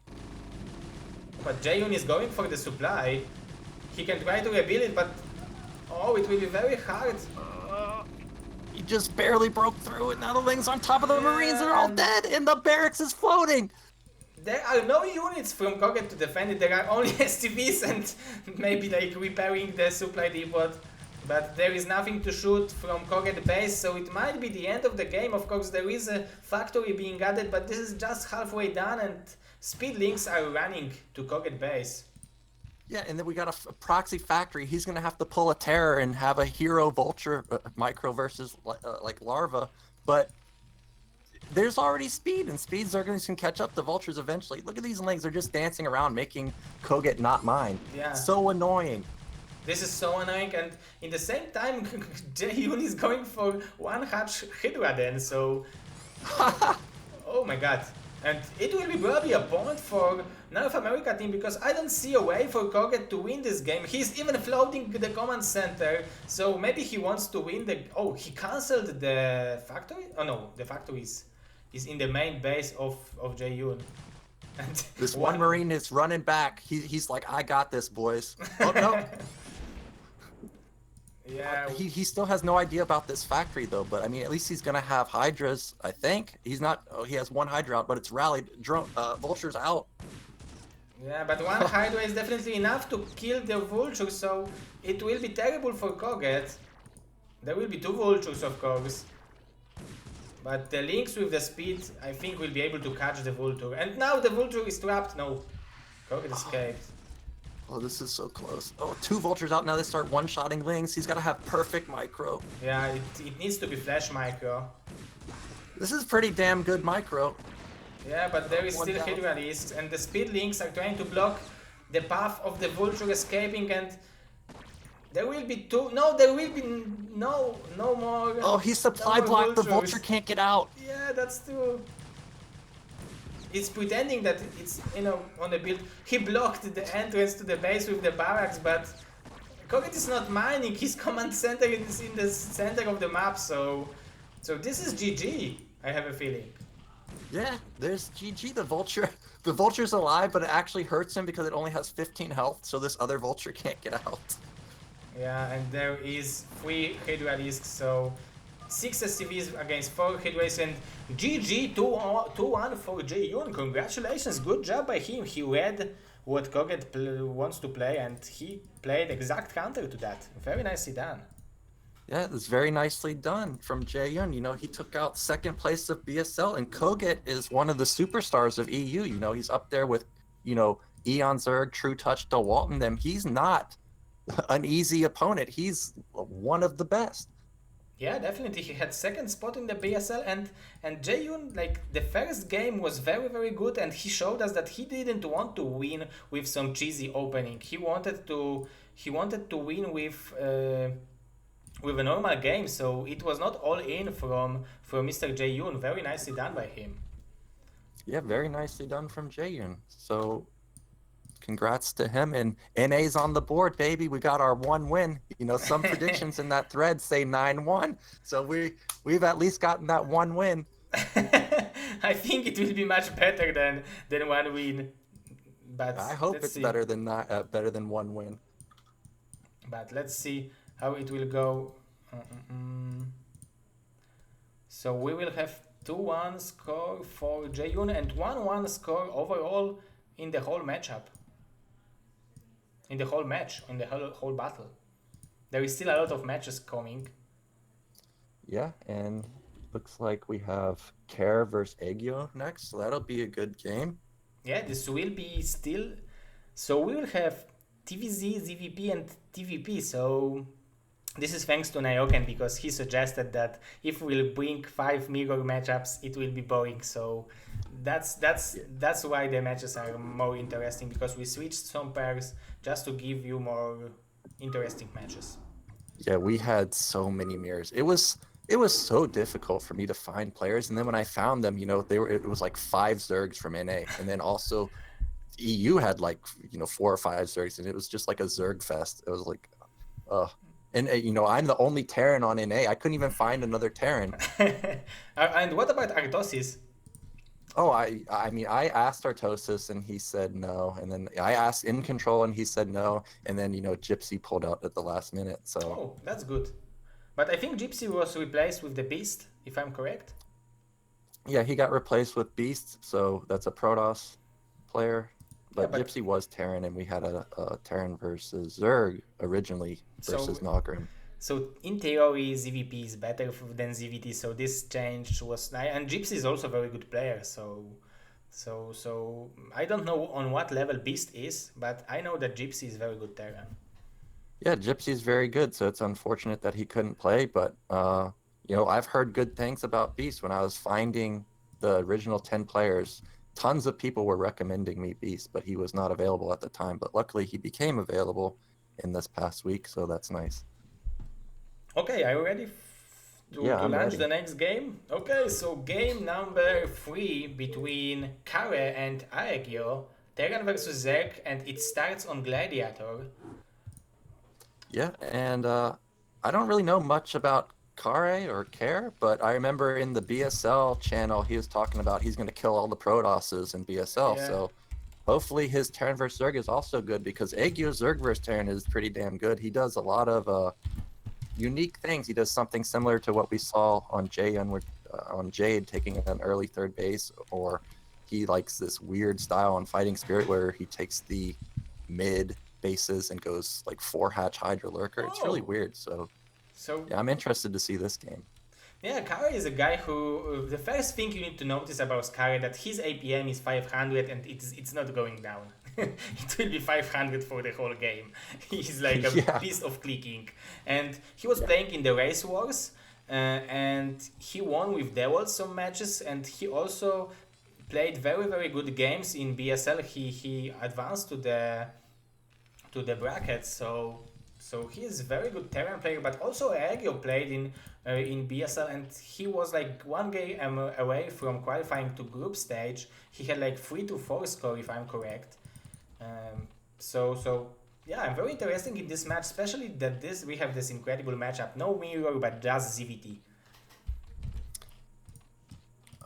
You broke up for a minute, but yeah, all all the players are like relatively close in skill. You know, like the EU lineup is really good. Everybody's around 2400. I was kind of setting that as a benchmark for the players on my squad, like 23 to 2400 we're looking for. So yeah, everybody's pretty even-ish. So I'm expecting a good game here. Do you know if Kari likes 111 or 5 racks, or what's his tendencies? Uh, I know that he likes to go with 5 racks. I saw a lot of 5 racks from him here, but he played some 111 builds, so there is a way from. But now I think, judging on the fact that he didn't start making Raffinery, it will be just 1 racks expansion with 5 racks follow up probably. Yeah, I like 5 racks on here. I mean, 111 is also fine. Like I was talking about with Egu on here, one of the difficulties to play, one of the difficulties with playing Egu on here is, like I was talking about on Fighting Spirit, he likes to hide a third base and then just go lurker. So if you go 5 racks and he hides this base, for example, at bottom middle, you Yeah. have 5 racks versus lurker. You're not in a good spot as Terran. So I'll be looking for that from Egu. And we just see Egu playing standard right now, 12 hatch with something like a 13 pool, and it looks like Kare's probably going fast CC, and he is. I really like that he left the drone over here. He knew that he don't have overload over here. He wanted to scout if there is fast expansion. The drone is here, and now he will probably try to see if the expansion is on the way. Yeah, he scouted that, and he didn't want to play blindly. I really like it, and I think this is very important stuff that he scouted this expansion. Yeah, it's important to do stuff like that. I call it scouting, but not scouting, and it always makes me really mad when people do that. Because like what I was talking about with Flash is he shows like he's going to fast expand, but it just in a recent game, he just built 2 Marines and there was no command center behind it. And then you have this Academy push, and you don't even see it coming. You just instantly die. So it's very smart from Agu to make sure that he saw the command center before turning around. Yeah, that's definitely. He even waited to see that. He wanted to confirmation that this is not some kind of weird that he will pop 2 Marines on top of his natural and then go 3 racks, Marines and Medic, and kill him. And seeing that Terran invested 400 minerals into command center gives you a lot more information, and you know how to adjust to this strategy. And now Alger is adding more drones. He still have 4 links. This is the fine number. Yeah, exactly. And Aegyo was actually able to push that SCV out pretty quickly. And if you look at Aegyo's base, there's no lair. So there should have been a lair by now. So it's either going to be like a speed link build. Yeah, the speed is on the way. Yeah, so normally when you're playing versus Zerg, you don't see a lair. You're like, okay, well, I'm getting mass Ling all in. But I'm telling you, like, Aegyo likes these hidden bases, so he could just go take a third base and you prepare for this Ling all in that never comes. Yeah, but Link Alin, I think it will come because there is a lot of links coming. He's building a speed, so this might be some timing attack. I really like this strategy when we are going with the speed before the layer. He is building speed this game, so he is doing a Ling all in, but I was just pointing out from the point of view where, from Kare, I don't know what's coming, but yeah, it looks like a Ling all in is coming in. I know what you meant. Without scouting, you don't know what is coming, and he will probably die to this counter, to this thing, because there is no scouting. He don't know what is coming to him. Of course, he have a lot of Marines, but when they will be surrounded, they will be dead.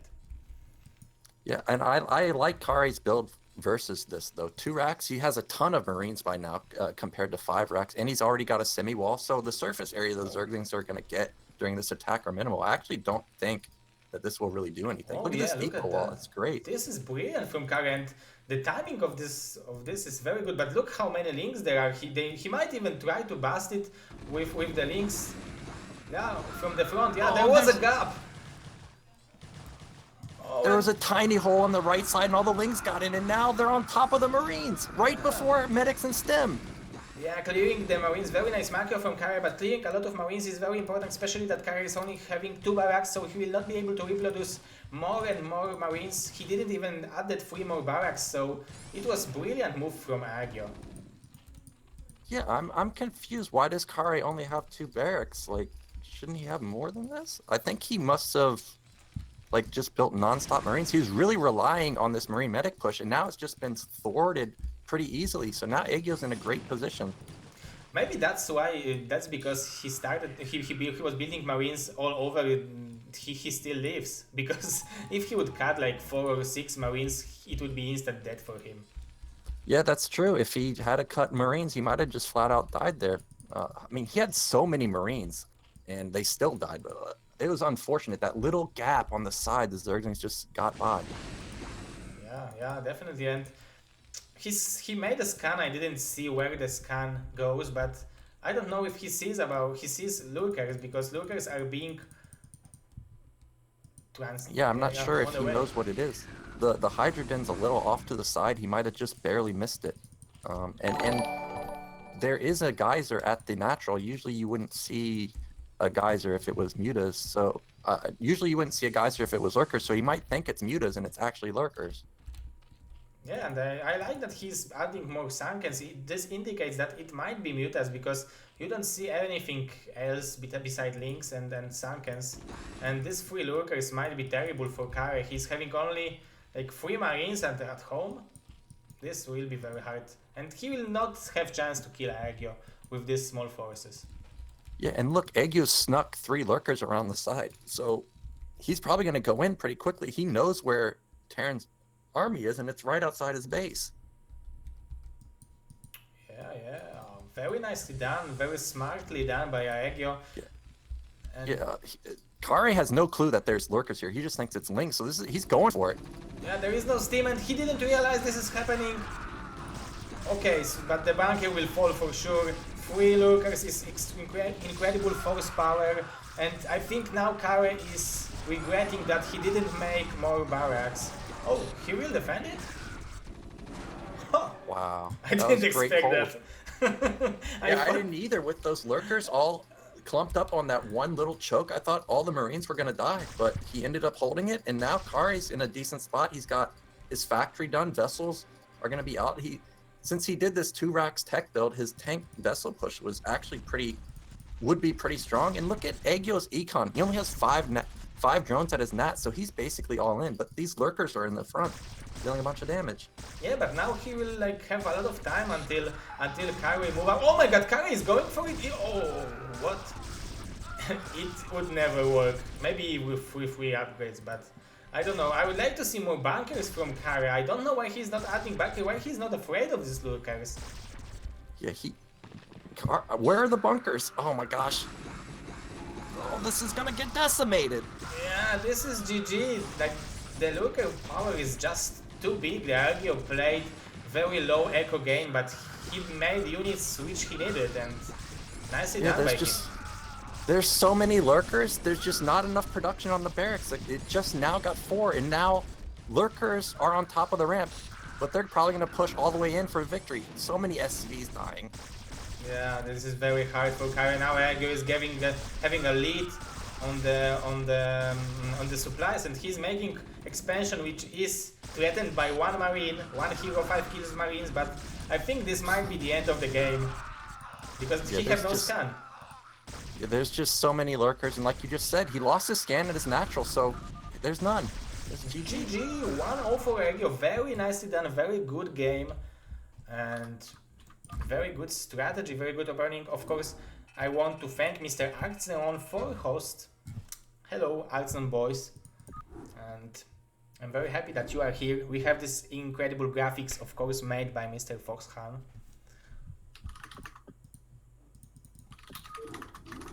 So, okay, no problem.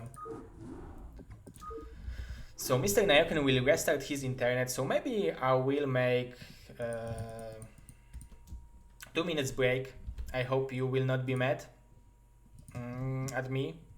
We are having 200 people today. I didn't expect that we will have such a big crowd watching this series, so I think we might even try to go with another one. Maybe South America. I know South America have such a strong team. It would be very interesting. So maybe let's like try to do winner of this match will play against South America, and then loser of this match will play against a team which he didn't play. So let's like do the dual Europe, North America and South America, all versus all.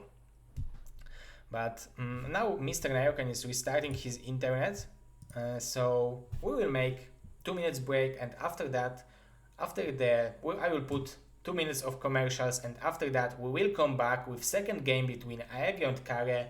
this is just the middle of the cast, so this is a good moment after 1.5 hours to start to make small um, break. And I want to mention that when we have 200 people, I want to thank Mr. Networks Adun for adding $800, 3,000 zloty for BSL 5 prize pool. So we already have over $1,000 in BSL 5 prize pool, and it still didn't announce it. So it should encourage a lot of good players to play. Okay, I'm going for a break. I will give you 2 minutes of good music if you have adblock on. If you don't have adblock on, you should like turn on the commercials and go for something to doing.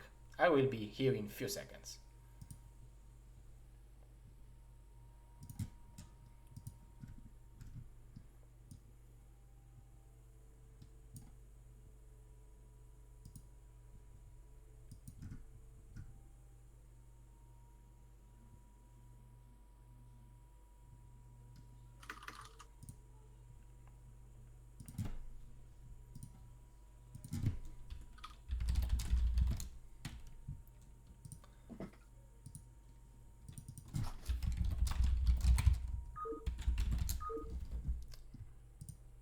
Okay, the music, and now 3 minutes break from now. Thank you.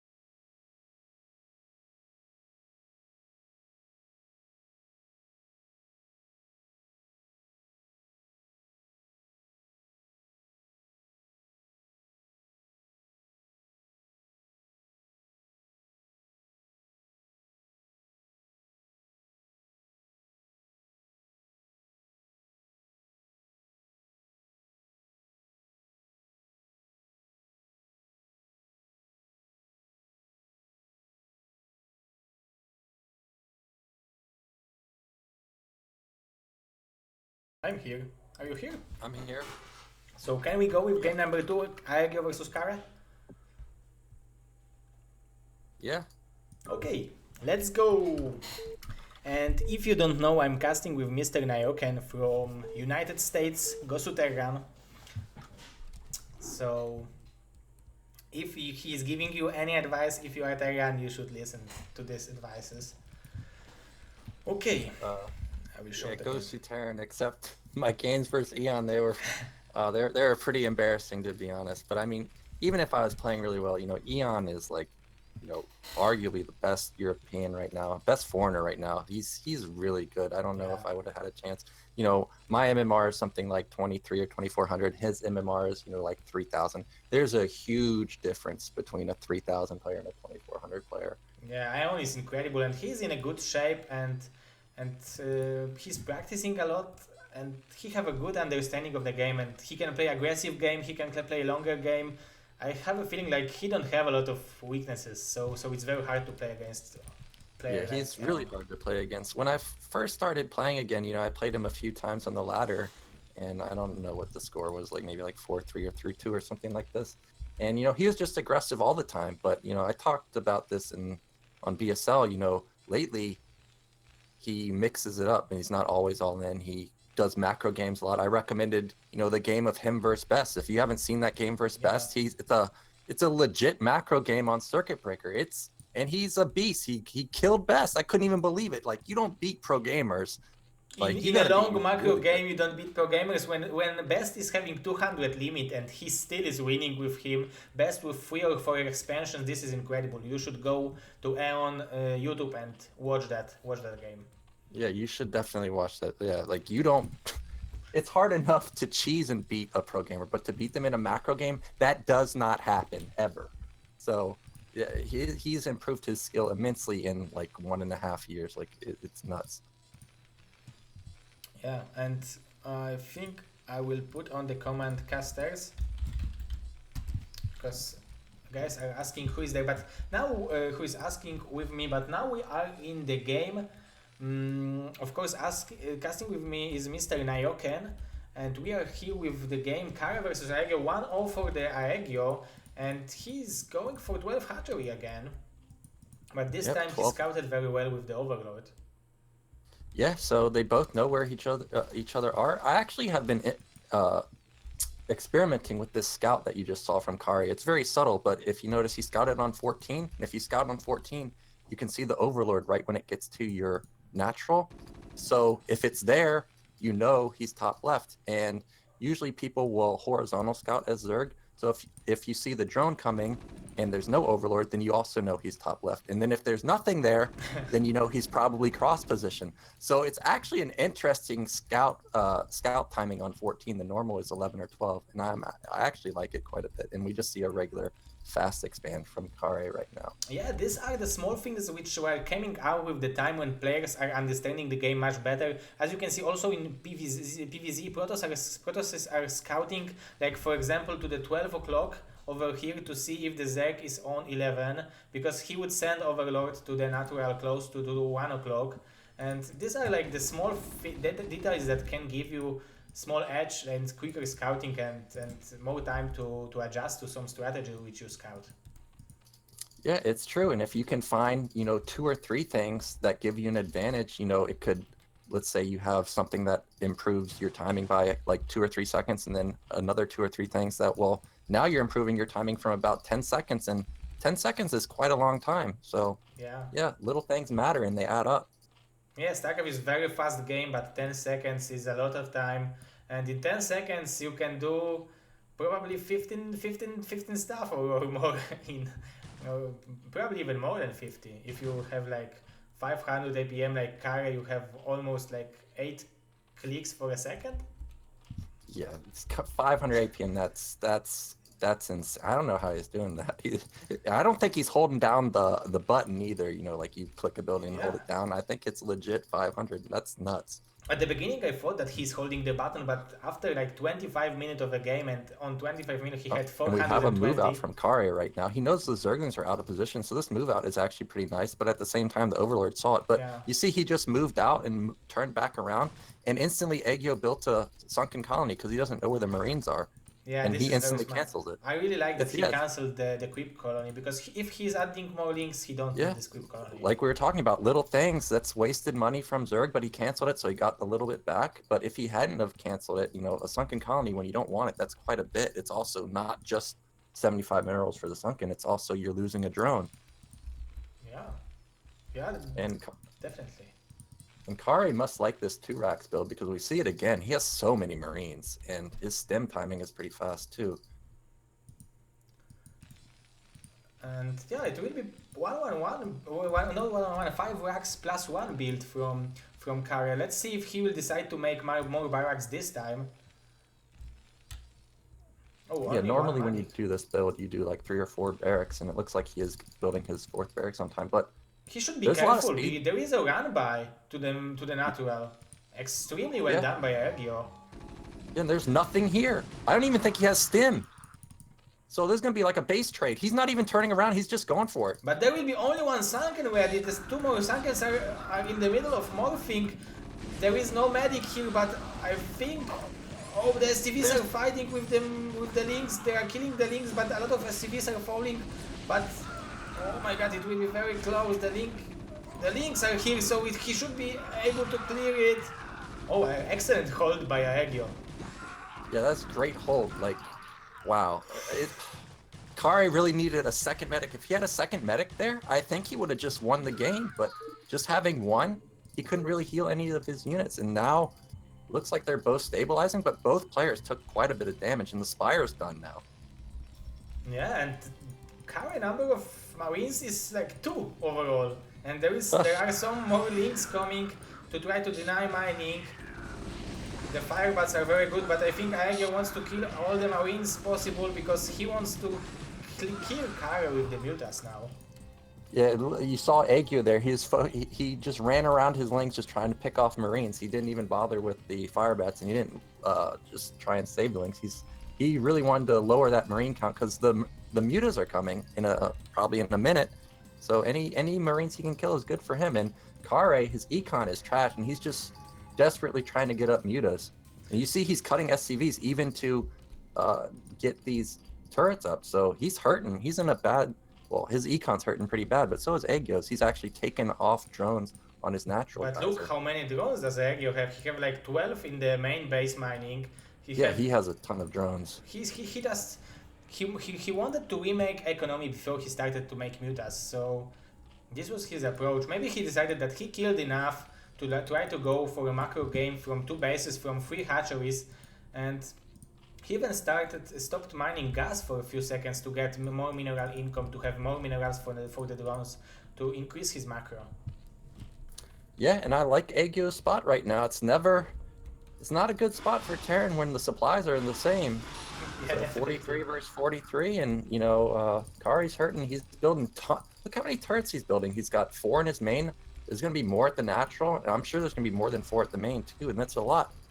Yeah, 8 barracks overall, so a lot of money has been forced by the Mutas, and they don't even have to go for the turrets. They can like try to snipe 2 of them and then try to poke the STVs. Mutas are very mobile units, so... And there is already 9 of them, and I think he will stop on 9, because he's supply block and he's not building... Oh no, he's having overload, excuse me Mr. Aegyo, but 9 Mutas is fine number to try to harass. Yeah, 9 is enough. You can deal quite a bit of damage with them, and it looks like Aegyo's, like you said, he's just going into macro game. We already have a drone at bottom left. He's not rebuilding any more Mutas, but these Mutas going in on the turrets. 1 down instantly, second one and got killed too. Without losing any Mutas, he's still killing some SCVs, and very nice micro from Aegyo.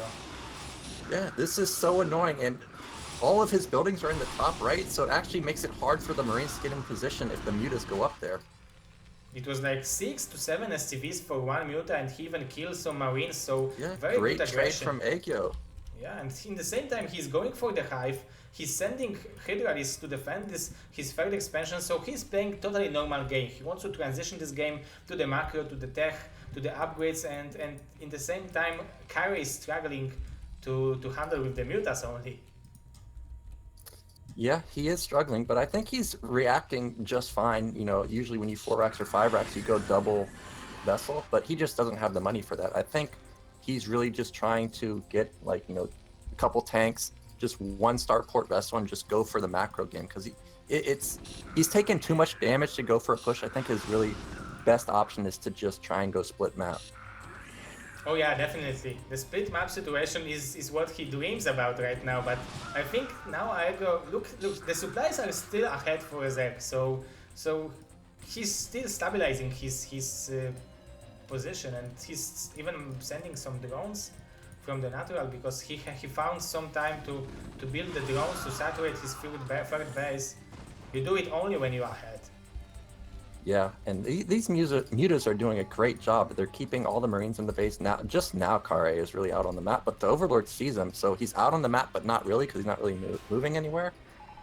a great job with the mutas, and it looks like Kare is moving to bottom left, but lurkers are already there, so he's in a tough spot. Hive's done now, and Zerg's already on 3 base, and there's so many lurkers at the natural too, 6 of them.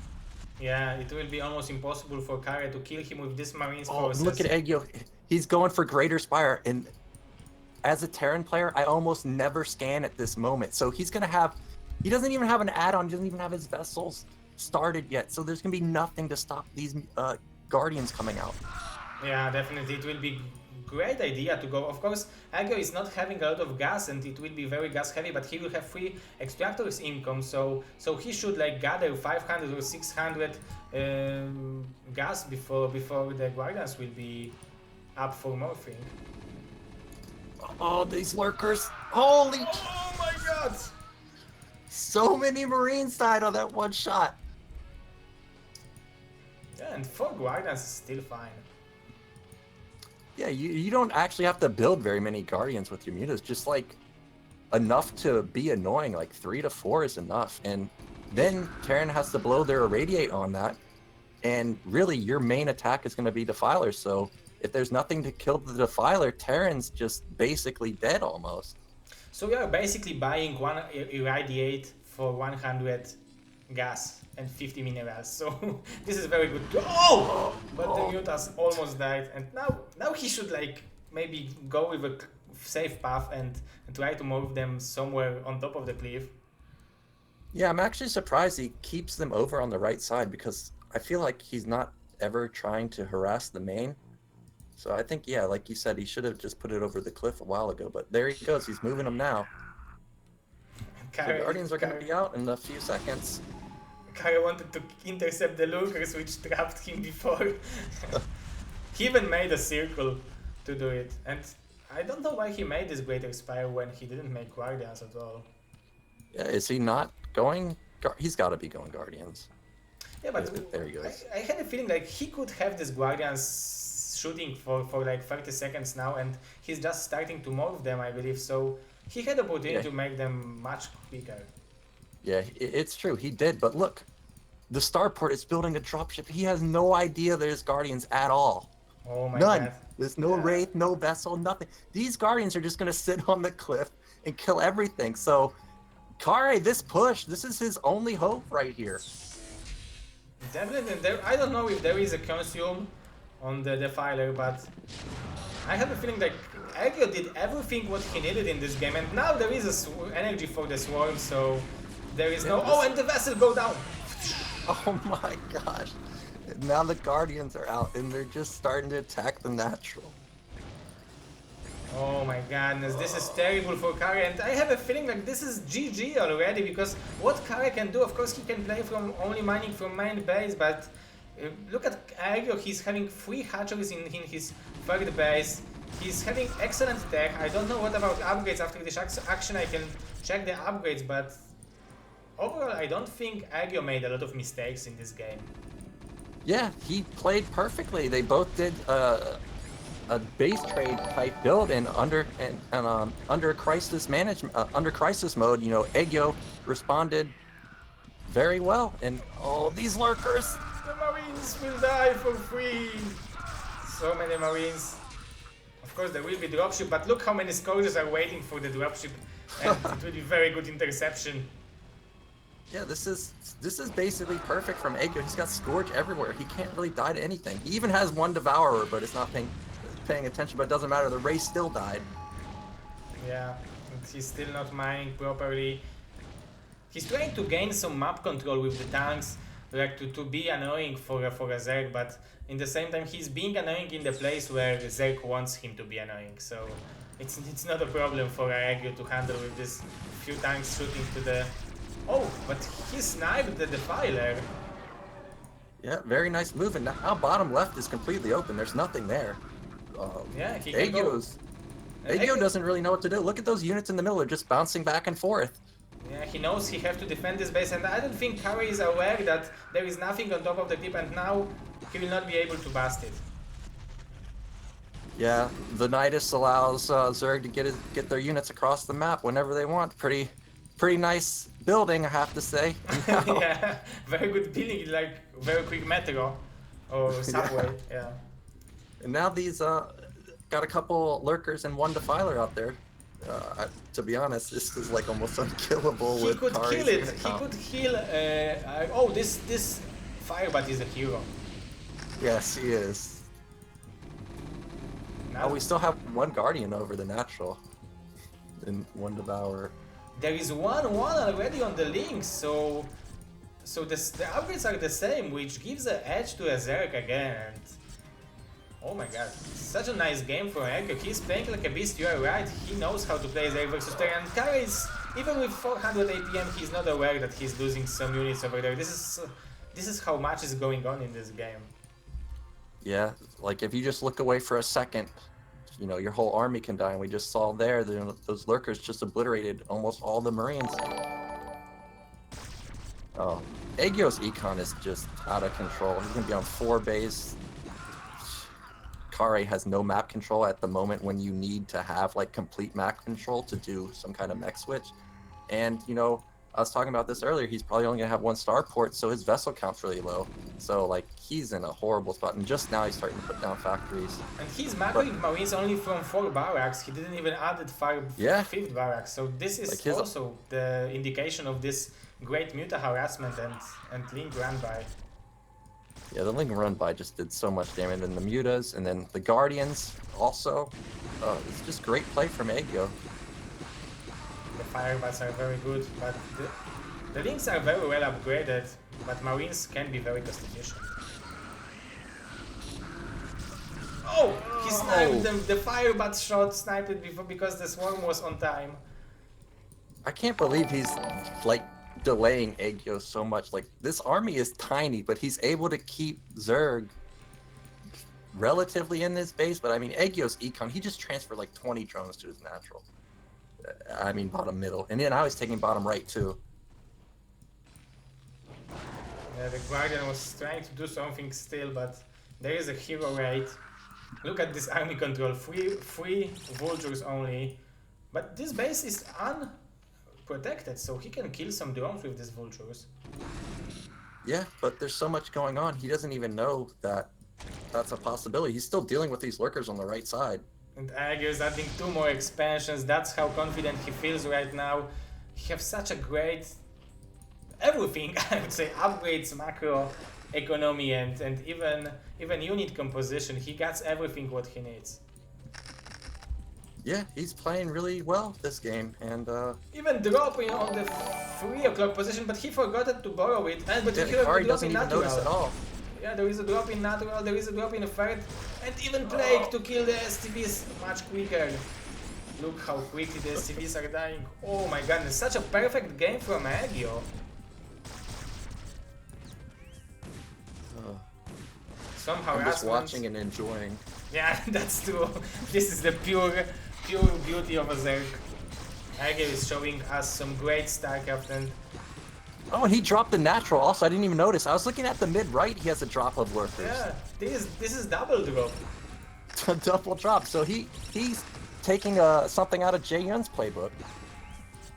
Definitely well done, but he killed so many STVs, and I don't see a way for Kare to get back to this game. He don't even have a chance to clear this Marines and Medic. How much does he have an AP? This is his last scan.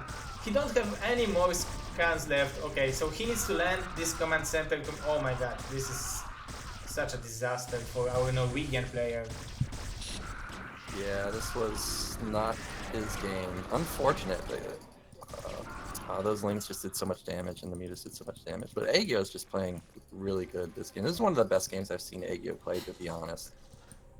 And 2-2 upgrades already for Aegyo, for the links, and only 1-1 on the bio, and there is no upgrades on the way, so now pure links can kill bio. GG's!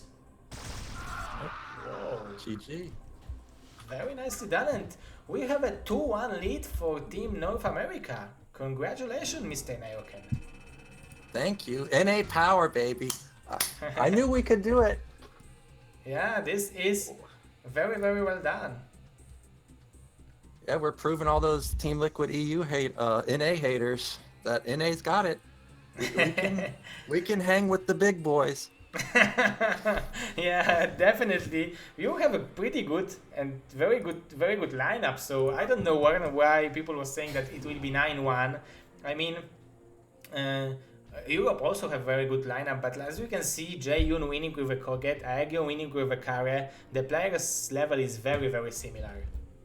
Yeah, it's very similar. Like I said, there's only a few people that are really, like on the upper echelon, Eon, Zerg, Koget, True Touch, those players. Everybody else is relatively close. So when I was thinking about this match, I was like, well, we have a good shot. If anybody can take out any of those three players, it could definitely go for NA. Yeah, and we have a 2-1 lead, and we will have match on Sparkle. So if Aviulov is not here, you should call him because he will be happy that we have this map starting the match between Turutach and TT1. So this is TT versus TT1, basically. Yeah. Do you actually have the replays, or Yeah, do I need to I have the replay. So I'm making the game Okay. 255. Yeah, I liked whoever named the replays. They're named like TT1, and then the next game is called TT2. I thought that was amusing. Yeah, and that was like misdirecting for me a little bit, but yeah, we knew for sure who are playing because we was setting up the packs, so it was not so easy to make us like think that these are not the players which are playing. But yeah, this is the Sparkle, so this is the correct map which they should start play. And TT1 is a guy who was playing StarCraft 2 also, I assume, yeah? He have pretty big fan base from StarCraft 2 community.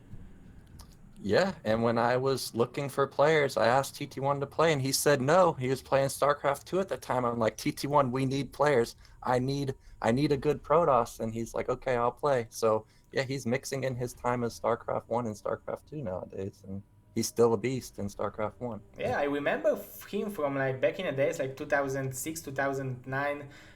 He was playing back in the days, so he have for sure great experience. And if he would play a little bit more, and get in like best shape he could, he would be one of the best players, best Protoss players in the world for sure.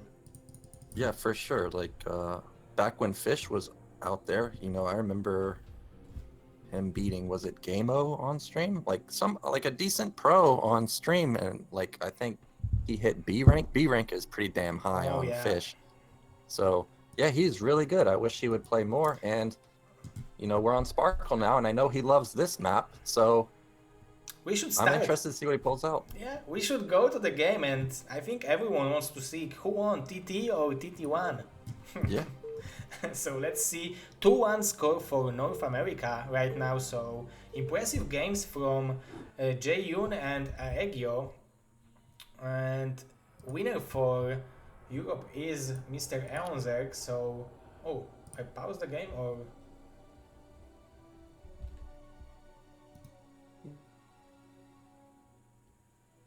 We have some lag issues.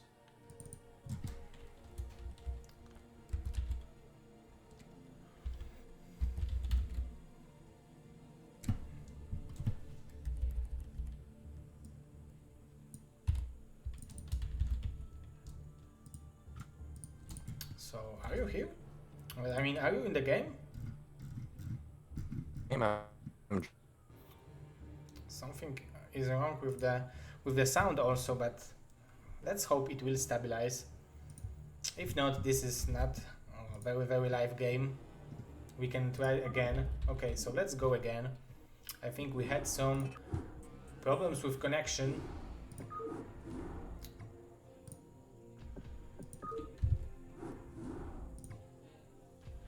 Hello, hello.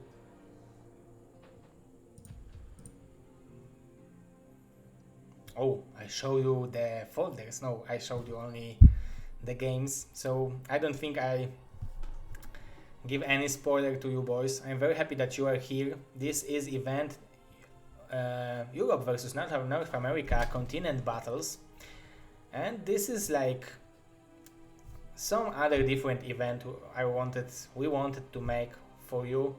before BSL 5 will start. So I'm happy that so many people are interested in this match.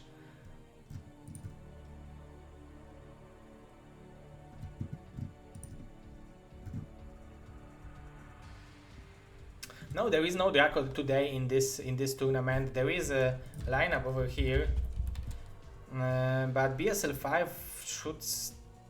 Yeah, I don't want to give any date, but it should start like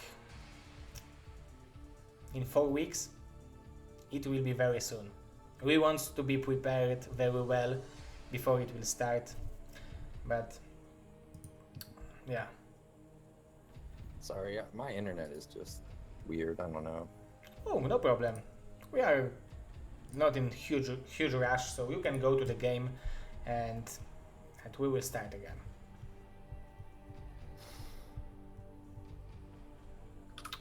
So Sparkles as a map is also very interesting. Yeah. Like I was saying, TT1 I know plays it a lot. So interested to see this. And as soon as I saw you had Avilov on your lineup, I was like, okay, who wants to play Avilov on Sparkle? And TT1 was the one who wanted to play Avilov? Well, actually, TT1 didn't want to play on Sparkle. He said Avilov's just going to play random. So we actually originally had Tai 2 in there, but we ended up switching TT1. Oh, yeah. And we had ZVZ over here, but yeah. we switched that. But ZVP on Sparkle, it's not unwinnable for a Zerg, but I'm giving a small edge for a Protoss player because it's an island map and like Protoss is dictating the terms of how the games will go because Zerg needs to adjust. Of course, Zerg can go one hatch muta, but it don't have to work. Yeah, and this extra gas that Zerg gets, it's very strong. No other race gets it. Originally, island maps are, very strong for Protoss or Terran, and that's why they gave Zerg this extra gas. But to me, I think the extra gas is a bit much. The full gas, if it had been something like 2,000, I think that would have been enough. So, but yeah, Zerg is also strong on here. I wonder if we're going to see something similar to what DeWalt did. Didn't he go...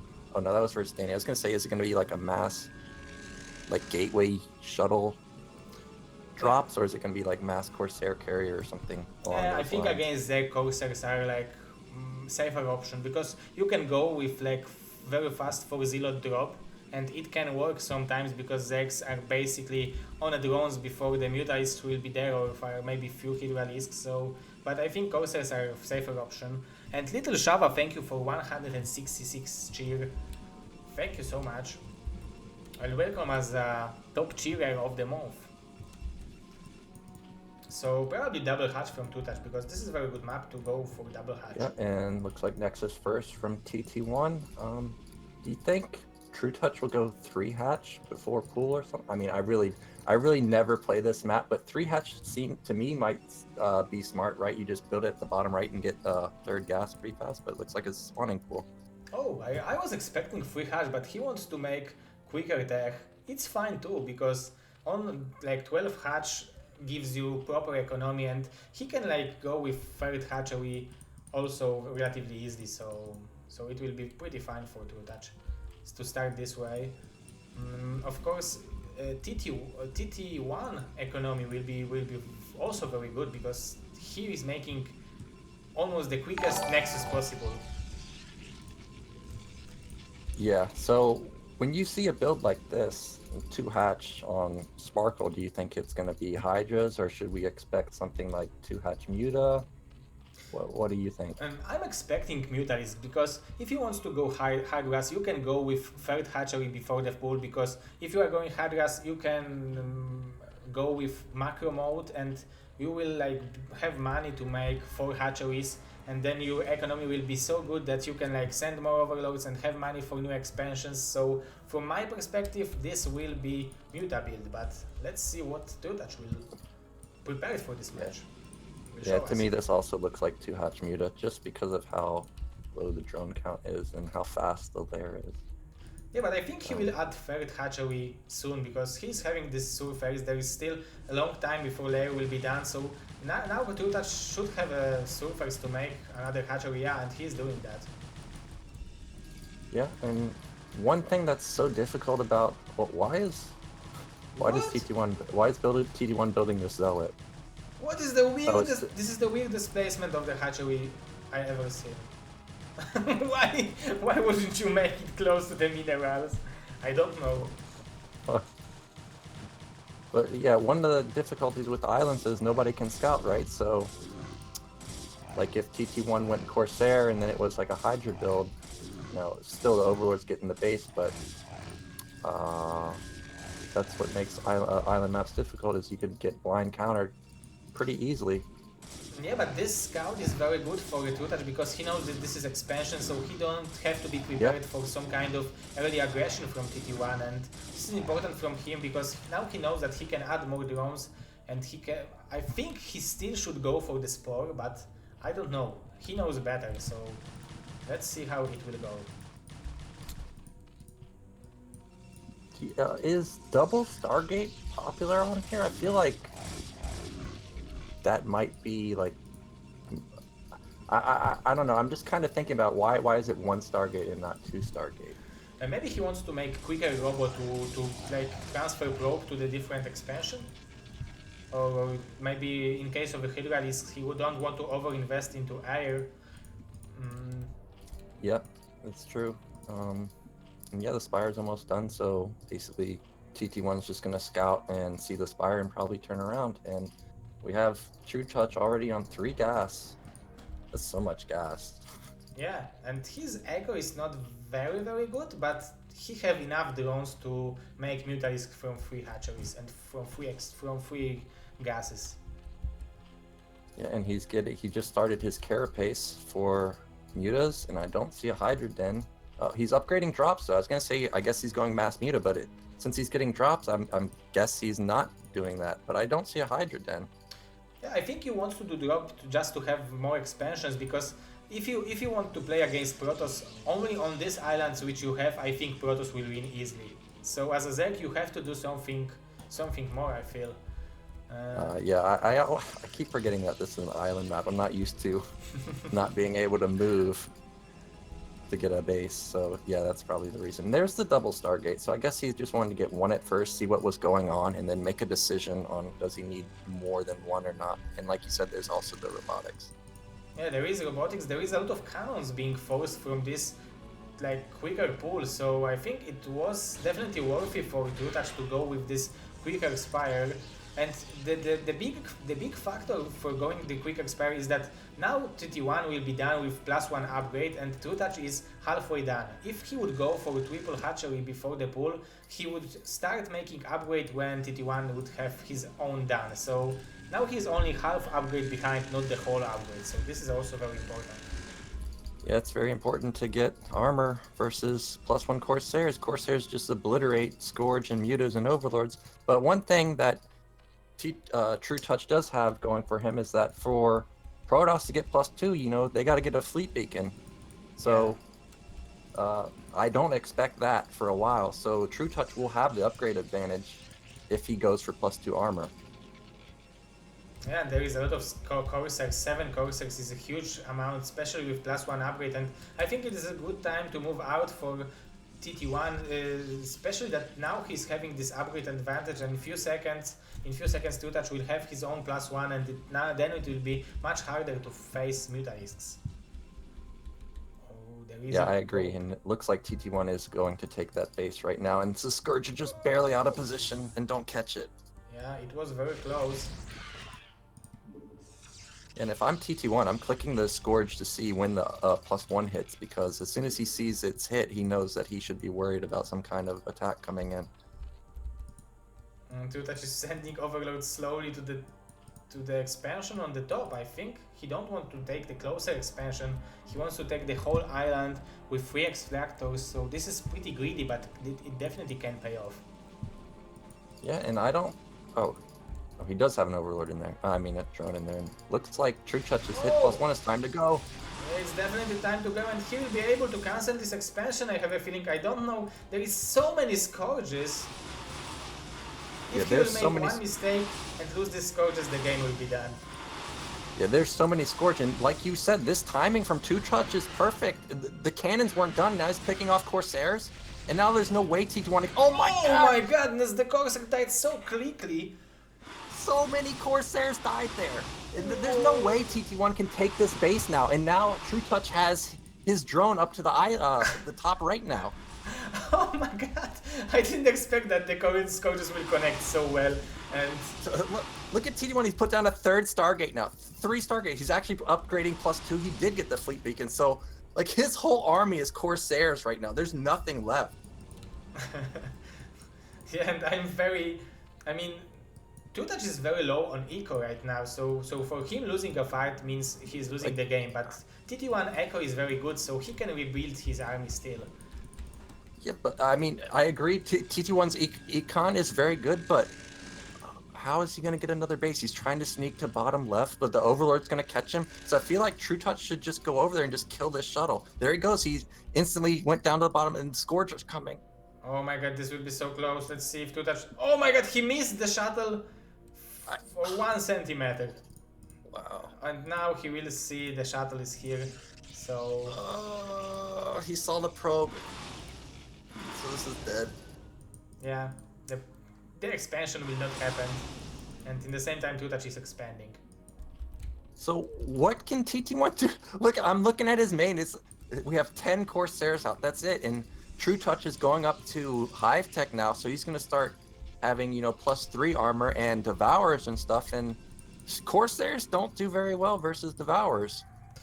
Yeah, they don't, but when TT1 will have like 12 Corsairs with +2 upgrade, or even like probably 20 when the +2 will be done, but 12 Corsairs with +1 upgrade, it is very hard to fight without Devourers, so now it might be a pretty good time to attack for him. Let's see what he'll decide to go with. Oh, but we will have huge Scourges connected, but not so well as previously, and all the Mutas are dying, and now... Wow, you are right. 12 Corsairs deal tons of damage. He's still connected pretty well, but there is still six Corsairs left. 8 Corsairs, excuse me, so... Yeah, when I saw so many Mutas and Scourge, I'm like, okay, well, they're just going to crush these Corsairs. But the Corsairs, they're stronger than I thought. And now TT1, if he can get a shuttle over there, he'll be able to secure this base, and he's about to hit +2 weapon, so that's good for him. And it's a slightly ahead of True Touch's +2, so there's a little window where his Corsairs will be much stronger than True Touch's Mutas. Oh, and Two Touch is adding 2 more hatcheries. I'm wondering why he didn't add 1 more hatchery just to enable mining from these 3 mineral fields. This is weird for me, but O2 timing will be almost the same as 2.0 timing, so upgrades will be the same in close future. Yeah, and there's the shuttle. Looks like it'll be heading out now. So it looks like TT1 will get this base up. There's actually not very many Mutas. There's so many Scourge, like just in the middle of the map, and there's more coming. I think Two Touch wanted to spend all the resources on Scourges because he didn't want to waste any larvas, and that's why he gets surface for 2 more hatcheries. So this is why he is having so much hatcheries, because he was able to find this money. And the Queen is also very important. He can like slow the Corsairs, but I have a feeling like this is too much Corsairs. Yeah, and all the overloads will go down right now, and there will be huge supply block and probably GG. Yeah, how is True Touch gonna stop this? There's so many Corsairs left over. He doesn't even have any Mutas at all, and he doesn't have any Scourge at all. Yeah. Oh my gosh. And the shuttle is here with the probe, but probe can't kill a running expansion, but at least he scouted that. You just gotta believe in that probe. Look, see, he believes. He's starting to pile on up. He can take it. Yeah, but there is a Queen seeing the probe, but he don't see the pylon. Oh, now he sees that.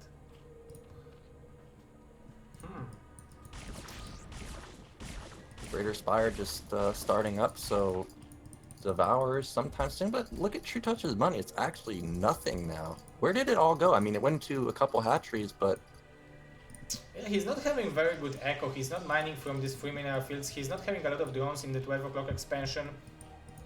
And these cannons are brilliant. And now the Corsairs will be able to come here and fight with the Mutas. Oh, but the Lynx will come here. This is pretty funny. TT1 needs to take another base. I mean, he's got map control now. I feel like just start taking your side of the map. It's not like Corsairs can attack the ground, so... So we have ultimate bad mana. TT1 tried to cannon rush 2-touch on the island map. This is not happening very often. But if 2-touch will start to mine from 5 extractors, it will be much easier for him. And of course he badly needs at least like 4 or 5 Devourers to deal with this army relatively easily. Look at this Corsair. There's 18 Corsairs in there. That's more than he has scored. Yeah. I don't see 2-touch winning only with Scourges, and he's investing so much gas into that. Of course his upgrades is... he have like +2 upgrade already, but... will it be enough? I don't know. I don't know. He's lost so many Scourge. Like, so many Scourge. The Devourers will be caught before they will morph into themselves. Oh, and GG. probably not GG, but this is such a waste of units. And 2-touch is still making more Scourges. Yeah, he's just made so... I mean, I don't know what else he can do. Like, build Hydras, but... I don't know. And TT1's taking a 4th base. You know, it's going to be up and running. He's probably going to take bottom left pretty soon. True Touch really has no control of the map, and he's just having to spend literally all of his money into Scourge. They're just dying instantly. Yeah, +3 for the Corsairs is on the way, and 4th Stargate is being added, so he will be able to make one fleet, one army of Corsairs with 3 rounds. Only, so this is scary. Yeah, these Corsairs are just going to deal so much damage. They're already dealing so much damage, but now he's going to have upgrade advantage over Zerg. They just now started +3 armor, so they're going to be even stronger than what we were just seeing. Yeah, but I don't see any units which can kill the expansion. There is just pure mass Corsair army. Oh, they're killing Scourges so quickly. Oh my god, this is brutal. Yeah, definitely. And he can just come and kill all the overlords easily. If he lose 1 or 2 Corsairs, who cares? He can rebuild them in like half round of... Oh, and we see 1 carrier being built. Oh. That's all he needs. The rest of his army just Corsairs, apparently.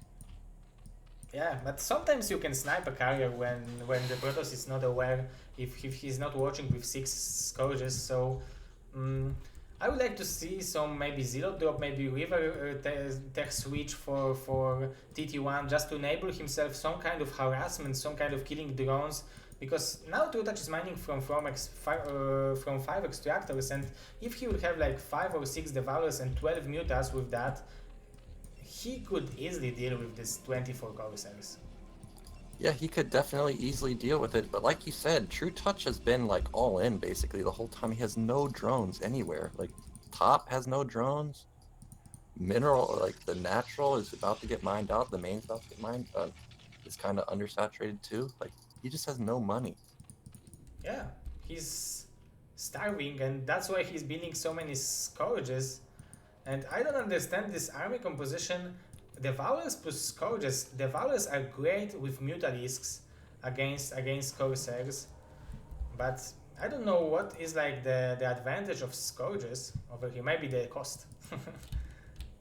Yeah, I think it's the cost, and I think he's just trying to combine it with the Queen with Ensnare, because then the Corsairs, I think, attack slower while in Ensnare, so then they can possibly get in and actually kill some of the Corsairs for cheap.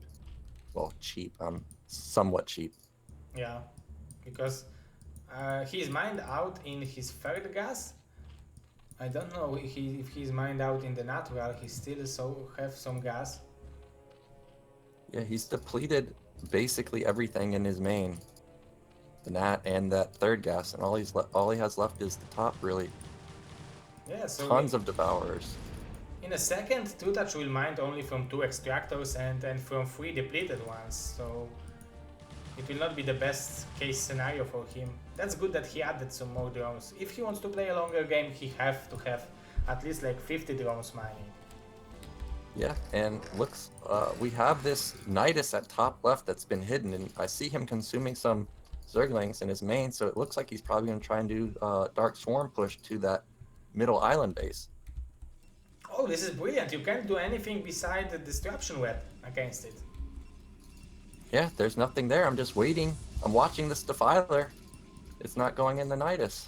Oh, here we go. So it looks like this is how he's going to try and kill his middle base, just with a small Zergling Defiler push. Yeah, and it can work. The links have a speed. And yeah, you can kill the expansion. And there is adrenaline upgrade even, I think. Because they are killing Nexus very quickly. Very nice attack from very nice. This base is dead for basically nothing from Zerg. That's exactly what he needs, because his econ's hurting. He needs to do some damage to TT1. He hasn't been able to do any damage really for the past 10 minutes. Yeah, and now he scouted the carriers, so he knows what he's fighting against, but I can't even imagine how hard it is to like control all these groups of Corsairs, of Scourges, excuse me. Yeah, and the carriers are just going to make it more difficult as the interceptors fly out. You know, unless you're controlling the Scourge manually, they're just going to run into interceptors, so a lot of them will just get wasted. Yeah, but TT1 economy is so good, he's taking another expansion, he already take his half of the map, so now he can just sit. This is good for Protoss to split the map for half. Yeah, I don't know what True Touch can do from here, really. I mean, he's finally got a decent saturation on the minerals at the top, but Protoss already has bottom left, and I feel like Protoss's air army is way better than Zerg's, just in general. And look at the upgrades, 311. 311, and he's building 312, so I don't see a way to win with this army composition for True Touch if I have to be honest, because he spent so much gas on these Scourges that he don't have mutas to support the Devourers. I don't see it really either. Like you said, you need a lot of mutas with the Devourer, what is it called? Acid spores on the Corsairs and Carriers, and he literally doesn't have a single muta. It's just like 8 Devourers and 100 Scourge. Oh, he have like 6 mutas in the middle of the map, like between on the bottom of 12 o'clock base, but this is all he have. But let's see. At least he have these 3 mineral fields because he was not mining from them very efficiently. So he was saving that for later. 1 mineral field is 1,500.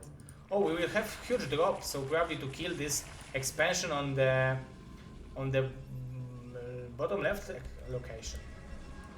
Yeah, this could be great. I mean, if he's somehow able to get past these Corsairs and Carriers, there's nothing to actually kill anything under Darkswarm. And TT1's moving his whole army to the top left when he should not be doing that. Yeah, definitely. It might be a killing blow from True Touch, because then suddenly the situation would change if this expansion would die. But let's see if it will work, because the Corsairs, where are the Corsairs? They're all top left. Base. Why did they go top left? They are in the main base, but True Touch is not doing it very efficient. I mean, he's not using the swarm. Oh, now he's having the swarm, so nicely done by him.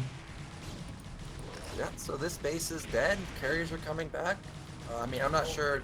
He's waiting for the plague, probably. Yeah. But yeah, the carriers will come and probably will help to clear it. And now we'll have huge plague probably on the carriers. No. Oh, look how many Scourges! No, this is definitely not enough, and even this base is not dead yet, so the carriers might even save it, because the swarm will end in like a few seconds. Yeah. Yeah, just look at TT1's army. So many carriers, so many Corsairs. Holy shit. And all the overlords are dying. Almost for free. There is more scourges coming. And now these Corsairs would be dead if he would have like 6 mutas to kill them. But still, it was a good drop from 2-touch. It was a good attempt. And Yeah, it was a good drop. expansion. Yeah, I think it did as much damage as it could have done. There's no way he could kill TT1's army. Like, he has 11 carriers and like 10 Corsairs. That's insane. Yeah, and TT1 have such a high number of gas that he's making some High Templars. He have High Templar in the natural of this base, so it will help a lot, especially against these air battles. Scourges are dying like flies against Storm. Yeah, almost all those Scourge that actually engaged the carriers just died on Interceptors, so they actually didn't really do very much. Oh, Which is what we were talking about earlier. Look at this plague. Like 7 Corsairs, 7 carriers for sure was plagued, maybe even 9. That's a great plague, but there's so many carriers. There's like 14 carriers here. But do you think it will be hard to kill? Look how low the number of Corsairs is. It's only like 12 Corsairs. Well, I think Zerg could kill it. The thing is like you said, there's no mutas. There's not very many mutas or devourers left. Maybe 2-touch don't know how Acid Sport works. Wow, there's so many devourers. Yeah. But mass devourers are not very efficient. Like, now 6 mutas would kill this army easily. Yeah, there's too many devourers and not enough mutas. Here come the Scourge, but they're not going to do anything. There's so many carriers still. And now TT1 smartly, he's just going to top and just killing all these mining bases. He knows it's not even worth attacking bottom right because it's mined out. If he kills this will just end the game. Yeah, definitely. He's killing the Nidus, so there will be no connection with the mine base. There is a lot of devourers, but I think 2-touch don't see himself winning against such a high amount of carriers. But they are plagued, so you don't have to shoot to these carriers too much to kill them. But you have to do one decisive attack. There are 4 idling devourers on top of the main base. Yeah, I just don't think there's enough. Here comes the Scourge. Able to get 1, but this is going to be it, I think. I'm sure that 2-touch don't know how Acid Sport works.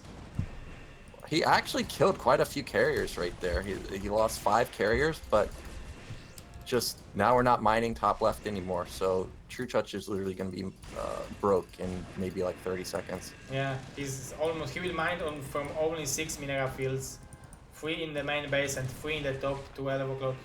And TT1 can't even kill this base, so this is terrible for Mr. True Touch. I will go to Polish Zerg.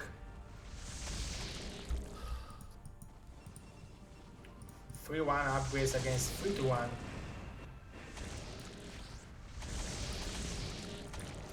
This looks like this is going to be the last stand. I don't see what else True Touch can do. Yeah, the devourers are pretty strong, so maybe he will be able to clear it somehow? No, it's not like too far away, but it's still not enough. Yeah, it's GG. unfortunate that there was just not like 10 to 12 mutas there. I'm positive he could have killed that carrier Corsair army if he had more splashing damage on the acid spores. Definitely. He had like everything he needed, and he had even few engagements when if he would have like 6 mutas dealing damage, he would kill all the air units from a Protoss. Yeah, acid spores actually help so much. It's just insane. I think for every acid spore you take like 1 additional damage, right? So if you're splashing, you know, it's just doing insane damage. And now the map will be Circuit Breakers. So pretty good map for a Zerg, for ZVP, but also not like it's not giving a huge edge for a Zerg. It's better than Fighting Spirit, but it's like better for like 2 or 3%. It's not much better. Yeah, I'm ready. Okay, let's go to the game number 2 between TT and TT1. True Touch versus TT1, Poland versus Canada, Europe versus North America. Match number 4. The current score is 2-1 for North America. Oh, I need to change the screens, and we are here. And I've been off racing Protoss lately because I've been trying to understand all the matchups, and I find Circuit Breaker actually very difficult for Protoss because, you know, unlike Fighting Spirit, you know, your third base is not a geyser base. So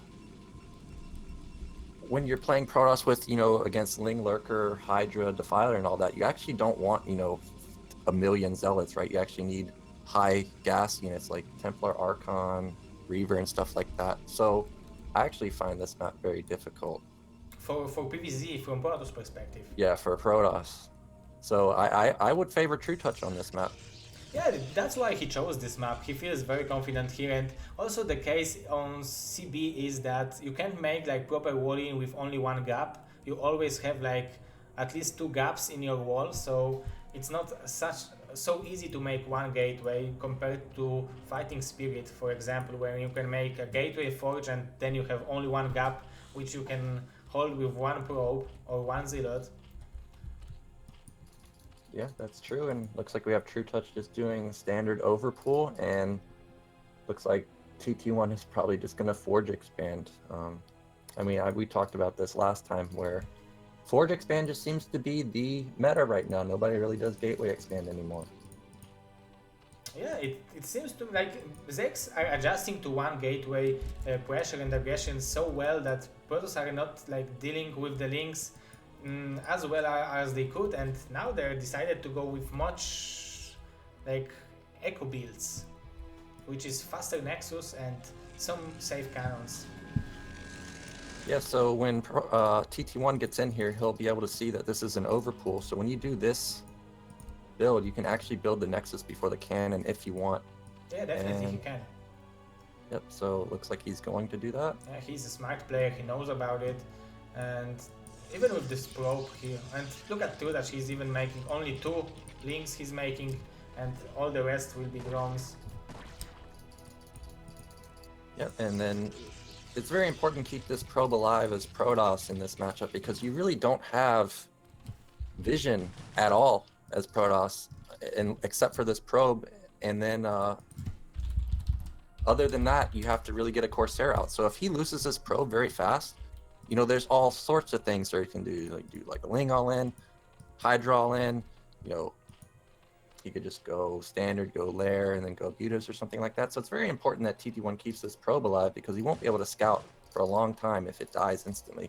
Yeah, the next scouting for Protoss is the Corsair, which he didn't start mining gas, so he wants to be in his base for at least 1 minute with this probe to like give himself as many information as possible, to at least give True Touch like this, his breath on his shoulder that he's like, I'm over here, if you will do something tricky, I will scout it. But and he did no lose longer. the probe. Yeah.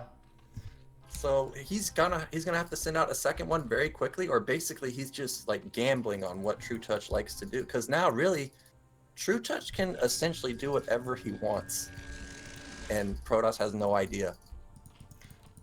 Yeah, but he's sending another probe to scout it. It's not very easy to block the probe without speed links, so maybe TT1 will be able to sneak this probe to see what's coming.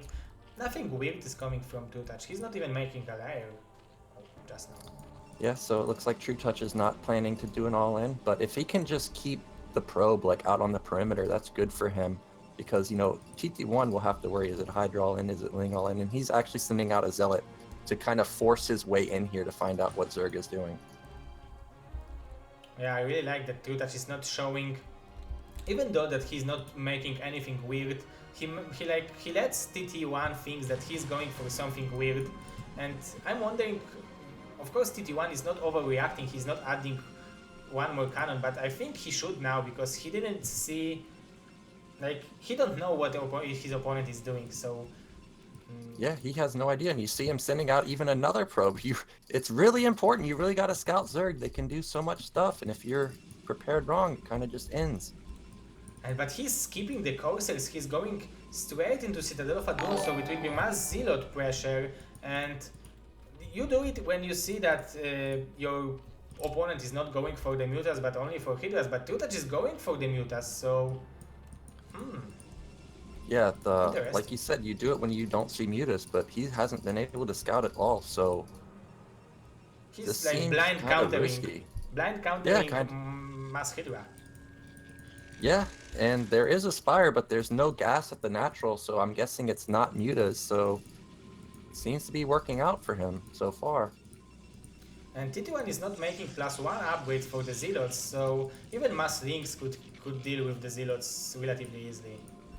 Because +1 upgrade gives the Zealot advantage that they need to punch Link only 2 times and not 3 times. So this is a lot of time and huge difference in a fight. Yeah, +1 is so important for Protoss. Like, they're almost always going to be ahead in upgrades, so it looks like he probably just forgot it. Oh, he wanted to scout with the Zealot, but Tutach very aware of that. Caught it. And 4 hatchery, probably 5th hatchery from Tutach, but the speed is halfway done, so yeah, I think now Tutach knows that this will be Mass Zealot pressure. So, as a Zerg player, I feel like if I'm seeing this right now, where I see 4-gate and fast Citadel, I feel like I just have to get up a quick Sim City and play a little defensive, and then maybe go for a 6-hatch Hydra afterwards. Is that what you're thinking? Yeah, I think like you should have 2 Sankens just to be safe and just to enable yourself to do something with the Mutas, which Tutach is doing like 6 Mutas, 5 Mutas is the key number. But beside the Mutas, he will not have a lot to defend against these Zealots. They are not having +1, so the Links will help a lot. But beside that, and he will scout the Mutas, so Yeah, he saw the Mutas, but I think he poked in far enough to see that there's no extractor, so he knows it's not like a hard commit to Mutas. yeah, but 5 Mutas is a key number when you can one-shot a probe, and this is what Tutach was doing. But he needs to be careful because this Mutas might die soon. And this Overlord still is scouting everything. This is perfect for Tutach. This Archon finally will be able to kill it. Yeah, it's still in the base. So it looks like it's just going to go into a macro game. I think TT1 needs to start putting down some more gateways, because I've been finding it very difficult to take your third base with just 4-gate. You really need something like 6 to 8-gate. But So he's if he's going planning- for the Dark Archon against Mutas. This is very smart. Oh my... But they are Dark only, Archon. maybe not very smart because there are only 5 Mutas, but this is very good counter to a Mutas. You almost never see this, and the only times you ever actually see that is versus Mutas, and there are not going to be very many Mutas. Like you said, it's just 5. So this seems like, these Hydras are probably just going to reign supreme as soon as they start coming out. Yeah, and look at Tutach, he's having like very good saturation in the mineral, but he just started to mine from second extractor, so he will be very delayed on tech because he was mining only from one extractor, and he don't have an option to make third extractor expansion because he's having only 2 of them. So if you are playing over here as a Zerg and you are taking this mineral only, I think it's pretty smart to start mining gas a little bit earlier. Yeah, that's true. Yeah, the mineral only. That's one thing I don't like about Circuit Breaker. I wish it had a gas, of course, and that's why I find it difficult as Protoss. But True Touch now taking his 4th base, so he'll be getting that 3rd gas up and running. And I don't know. I was expecting lurkers, like a defensive stance and go lurkers, but it looks like he wants to attack with these Hydras. But the number of Zealots will be very, very high. So if there will be no lurkers, and there will be not because the range for the Hydras is just being researched, it will be very hard for Tutach to hold on this huge attack. The Mutas will be caught with the Dark Archon, so the storms will be saved for the Hydralisks. Yeah, I'm interested to see how well this the Maelstrom! Yeah, this is how it works! This is how you Maelstrom! The Archons are very happy that they was able to do it. And now 2,000 Zealots are marching, and Tutach is moving out. He don't care about this army moving out. I think he needs to run away. Look, there's more zealots than there are hydras right now. He needs to get off the map. Look at TT1's army. It's way big. Yeah, this is huge army. Of course, if there would be 3 lurkers, this army would be very, very bad. But the lurker tech didn't even start it from 2-touch. And 2-touch is going for... Oh, he wanted to snipe the High Templars. And he fought the Storm and sniped High Templar. Nicely done. One more Storm is left with this army. Look at how many zealots there are. There's so many zealots. Yeah, he can kill him with pure Zealot army. This is funny. Oh my gosh. I feel like TT1 might just march across the map and win. There's just so many. Well, never mind. The Sim City is very good, so I don't think he can attack into it. But if they were to fight out on the middle of the map, that'd be terrible for True Touch. Yeah, 2-touch should like... Because his economy is pretty good, he's having very high amount of drones and high amount of hatcheries, so he can definitely go for the longer game, especially that TT1 like delayed his upgrade for a long time, so I don't know why 2-touch is like risking losing this game because of this attack. Oh, but this is very smart to deny this expansion. Yeah, and he still hasn't upgraded lurkers, and instead is just making a ton of Zerglings. I don't know why, because Protoss has +1 weapon, and is there +1 armor? No, there's not +1 armor for the Link, so they're just going to be getting 2-shotted. This is very confusing to me. So I will interrupt with the game. Karolcha said that Karolcha have to like drive her sister to the home because there was sitting over here, and she said, "Say hello to Mind Flyer anyway," because last time Mind Flyer was very sad that he missed everything. So okay, let's go back to the game. We have 8 gateways from 2T1. He's adding more dragoons, and his army will be very scary soon. Yeah, his army is massive, but also True Touch's supply is very high. 120 versus 140 is actually like ridiculously high for a Zerg versus Protoss, but it looks like TT1 is just going for it. He's not even reacting to this counter from True Touch. So we're going to have another base trade scenario. But I don't see a way that 2-touch will defend it only on links. There are so many links, but 2 good storms can clear these link forces. And oh my godness. Yeah, there's just like pure Zergling versus +1 Zealots, Archon, Storm. I don't know how he can stop this. There's so many Zealots. The Lurker is just finished. The upgrade is on the way to being done, but the Adrenaline is not done. I think 2-touch should wait. I mean, the timing attack from TT1 was excellent, and just now Adrenaline kicked in. +1 defensive Carapace kicked in, so the links are very efficient, but the numbers are in favor of TT1. Yeah, the links are very efficient. The Zealot numbers have dwindled. He's killed a bunch of hatcheries, but there's still a lot of production from 2-touch, and he's just streaming in. So is he going to hold it here? I don't think Not so. sure.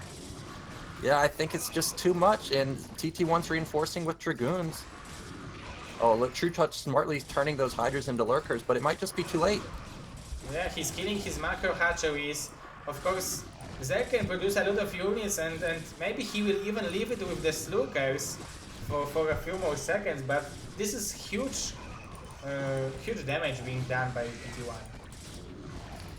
Yeah, and the link count is almost nothing now. He's desperately putting down hatcheries in his base, but they're not going to get up in time. Lurkers are finally out. They just get stormed instantly, and TT1's just rallying across the map.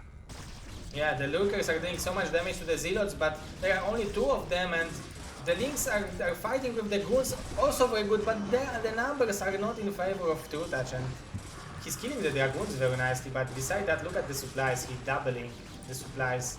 And TT1 is destroying 2-touch. Very impressive by Canadian Protoss. It is very impressive, and he hit right before Adrenaline hit, like you said. So all those Zerglings that he was building up were basically attacking at 50% their potential. Yeah. If TT1 had gone like 30 seconds later, this fight would have looked completely different. Yeah, and then maybe it would be even closer to the Lurkers, so every second matters. Just as you said in the previous series, this TT1 is... If you will gain 3 seconds there, 3 seconds there, and you will have like your attack 10 seconds earlier than it should be, it can change the whole situation. Yeah, exactly. And looks like this third base is gonna fall. The drones are falling, and there's GG. GG, and we have a 3-1 lead for our North America team. Very impressive. So 3-1 for North America, and we have a last match for today, Gargoyle versus Dragon. Yeah, very impressive from TT1. True touch, you know, he's up there with, you know, Eon Zerg, Koget, arguably the best in Europe. So, yeah, it's very impressive from TT1, and I'm looking forward to the Dragon versus Gargoyle game. Because, you know, the predictions in the Team Liquid thread said Dragon's the only one that's going to win, so... Yeah, okay, I'm here, but I guess everyone heard you. I was saying I was looking forward to the Dragon games because everybody on Team Liquid was saying Dragon's the only one that's going to win, so... Yeah, Dragon is very good Protoss. I mean, I know that he was good back in the days, and for the whole, like, the time when StarCraft 2 came out and there was no StarCraft Remaster, it was an era called, like, StarCraft Good or Bad game. But now I think he's back and he's in great shape. And even, didn't he win Zotac Cup? Or Michael win it? I think Michael won Zotac Cup. Oh, Michael won with Dragon 3-2 in the finals, I believe. Yeah, I think Dragon got second, or he placed way high, so... Yeah, he's very good. You know, I play him on ladder quite a bit. We practiced a bit for this match that he has, that we're about to see. He's great. I think maybe he wins maybe like 90 or 80% of the time we play, so he's really good. Oh, so he's winning with you in PvT, like when you are playing against each other in serious games. So this is very impressive to win against such a good Terran as you in 80% ratio. Yeah. It seemed to go when we would first play. I would win a few, and then after that, it just felt like impossible to win. So, yeah, he's good. And I have a message for Europe people. What is going on? We are getting destroyed. 3-1. So today will be for sure win for North America, first half. Tomorrow we'll have day 2, but 3-1 or 4-1 or 3-2 at the end of the day, it's very, very, very hard for Europe to come back. Okay, are you ready? I'm ready. Okay, so let's go with the last game of today, Dragon versus Gargoyle. Crossing field. You can in theory, you would think. Who do you think have advantage on this map in this matchup? I think Protoss has advantage on here. You know, in theory, you look at the map and you're like, okay, Terran can take 3 to 4 base without really even moving, and Terran, you know, on 3-3 is just super strong. But at the same time, this map, there's a lot of walls and uphills, and, you know, there's a dead space between the the back expansion, where like carriers will just sit there and just kill your expansion and then fly away. Or they can sit all over top of the middle of the map and fight you uphill, and as soon as you back off, just fly into your main and snipe factory. So it's very difficult for Terran. Once you really have to, the only style you can play on here is go for upgrade Terran and just try and hope that you can beat carriers and Storm. It's really, really difficult. So you need to play the longest possible game on this map, because it's hard to win with some kind of timing attack. Like 2-1 timing is getting destroyed here with a recall. This is what you're saying. Yeah, I'm saying you basically just have to play for the long game. You have to play upgrade Terran. If you're trying to do a timing attack, you're going to be attacking uphill. You're also going to be attacking into, you know, Protoss will almost always go 12 Nexus on this map. So it's difficult to do timings on here. Unless Protoss gets like super greedy and you do like some kind of Marine medic timing, I could see that working, but anything else, no. All Marines and medic are very smart. Yeah, his carriers are very popular on here, so Marines medic, you know, you can use it and it could possibly catch Protoss off guard and you just win the game. And look at this micro from from Dragon. He's like trying to kill this SCV, and he's very close to doing that. Yeah, this micro is so annoying. He constantly did this to me. I was like actually getting angry while playing him. Yeah. It's so difficult to deal with. You can't just pull one SCV off. It's always like 2 or 3. You see that one SCV that's repairing it. Yeah. Ugh. And then the probe is faster than your SCV, so you're never actually gonna kill it. It's just so annoying. And we see Dragon going for 12 Nexus, like I said, in the back of his base, and Terran's actually going for gas expand, which I actually like because you can just get vultures on the map, lay mines down, and then Protoss is forced to go robotics, and you can kind of just double expand and go for upgrades like that. It's a safe build. I prefer it more than fast expand on here, to be honest. From Terran perspective, so Yeah, from I the wanted Terran to ask why he didn't go for command center. He have a cliff to defend it, but this is better from your perspective to go for factory and have some units to answer to the tech of a Protoss and then make expansion behind it.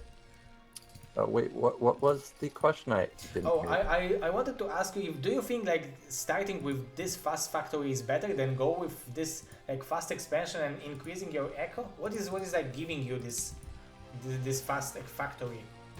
Well, what it does is it gives you mines, right? So you can lay mines outside of Protoss's ramp, or you can go for, starport follow-up and then go for a drop. And because you're on a one base build or a delayed starport build, they're not going to have robotics that fast.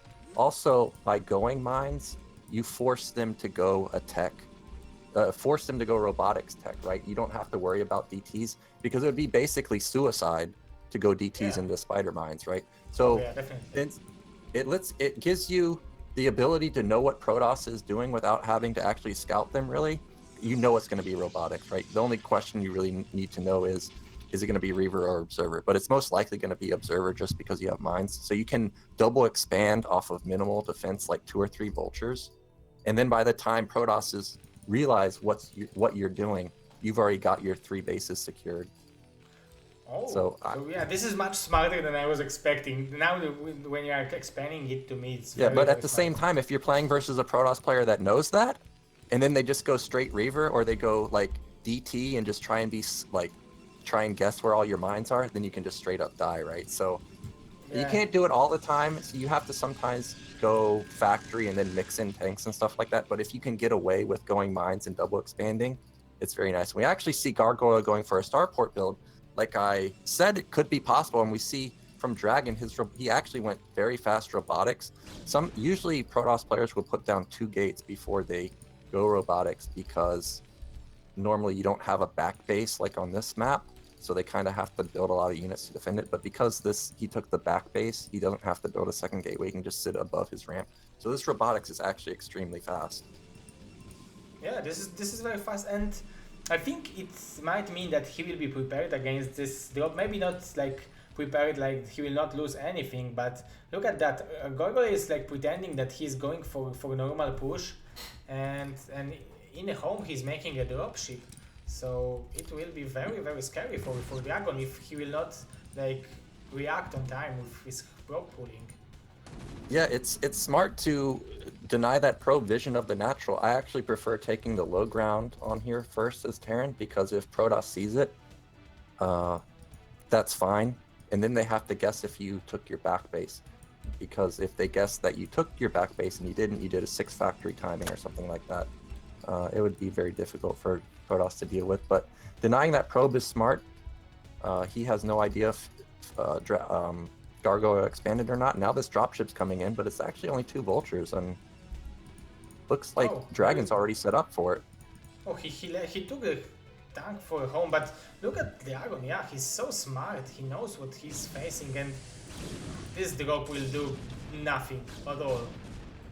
Yeah, this drop did nothing. So oh wow, and that Zealot luckily triggered that mine on the left. If it had hit the Dragoon, it could have dealt a decent amount of damage. Yeah, it could be difficult for Dragon, but it was so easy. It looks so easy to defend it, and it was very hard. Because now Gargoyle's in a terrible spot, because to go one base starport and then kill nothing, he's got to gamble for nothing.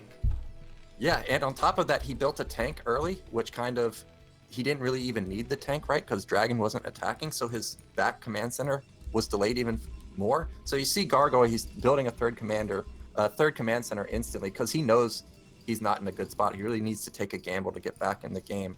And we see a Stargate already started from Dragon.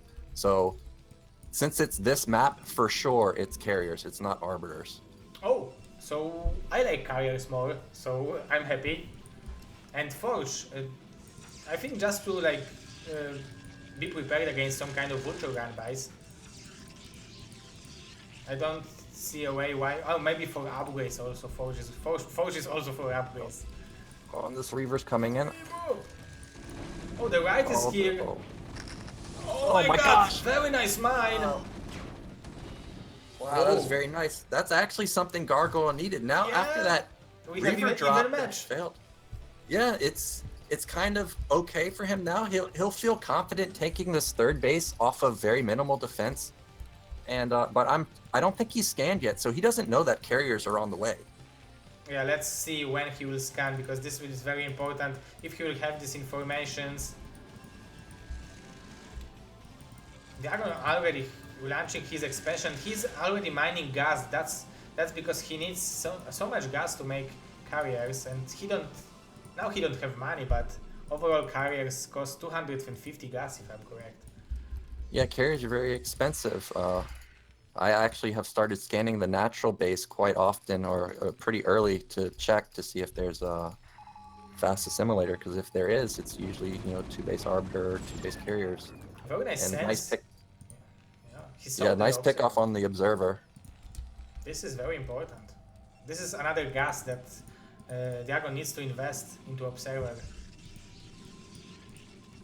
Yeah, and looks like Dragon's he's still on one gateway. He knows that Gargoyle cannot attack him, so he's not wasting any money on gateways that he doesn't need. He's just powering really hard, and we have a probe at the bottom, so a fourth base is going to come down.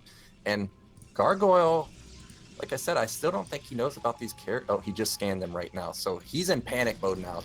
I tell you that as a Terran player. He does not like to see that, so he needs to get his science facility down and another armory, and there's a second armory instantly.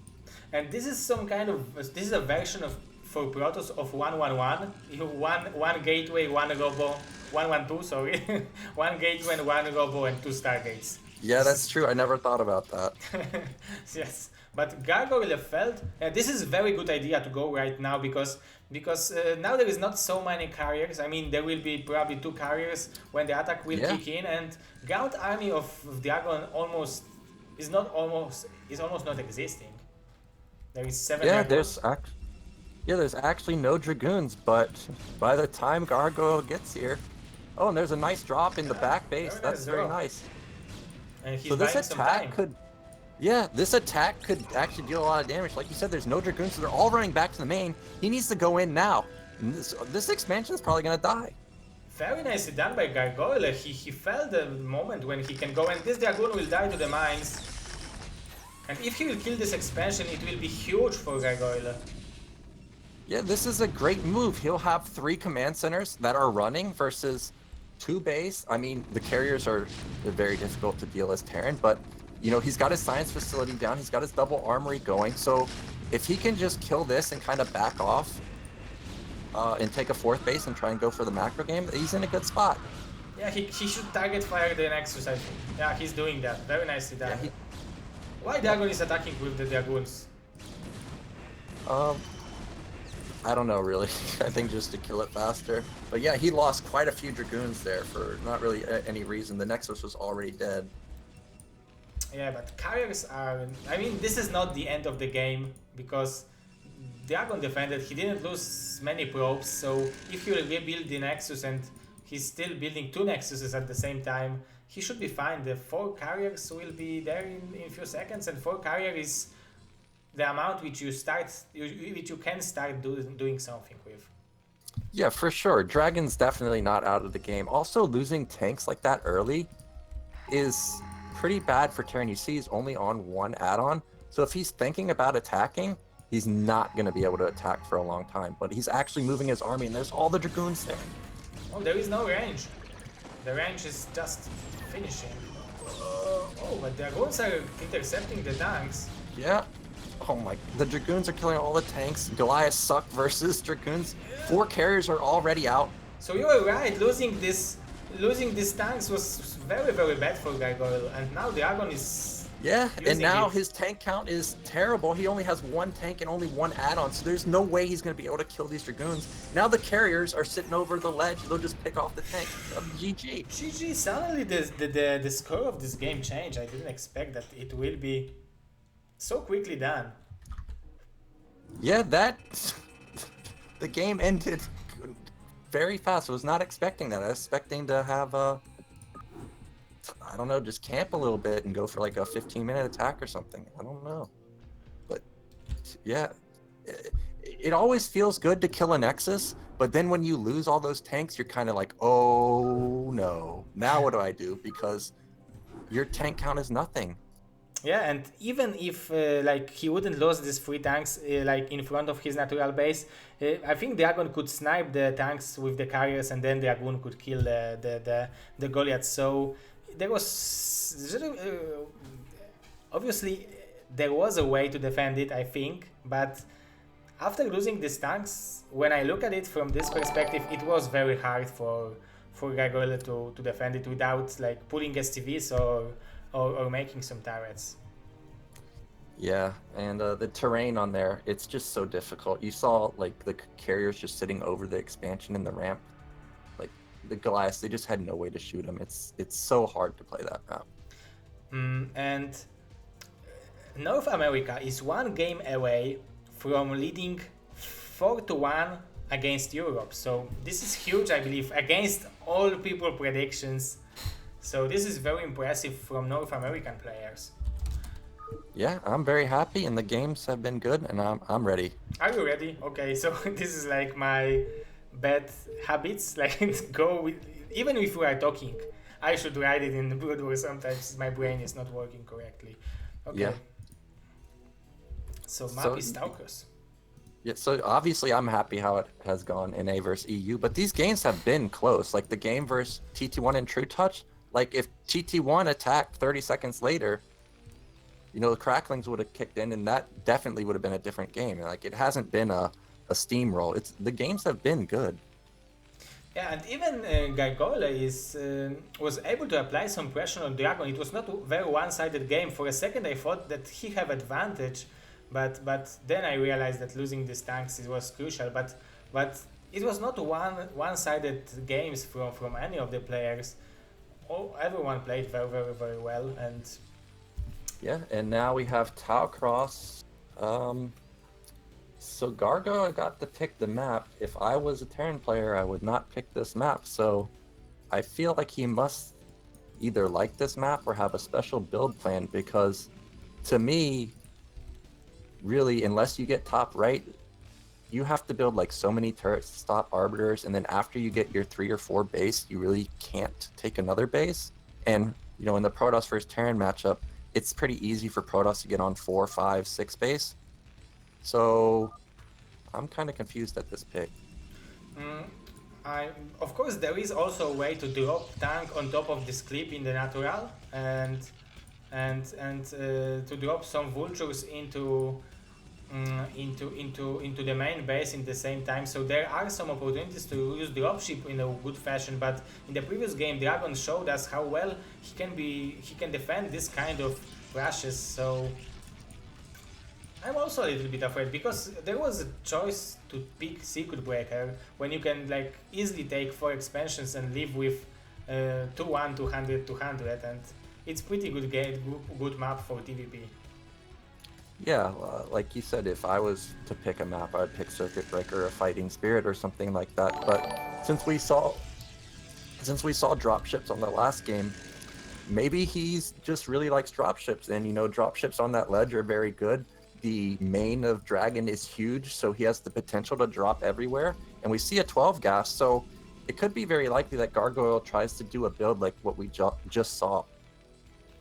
Yeah, there will be factory immediately after barracks will be done. The gas is already here, and he's building the buildings in very smart way in case of Zealot would come.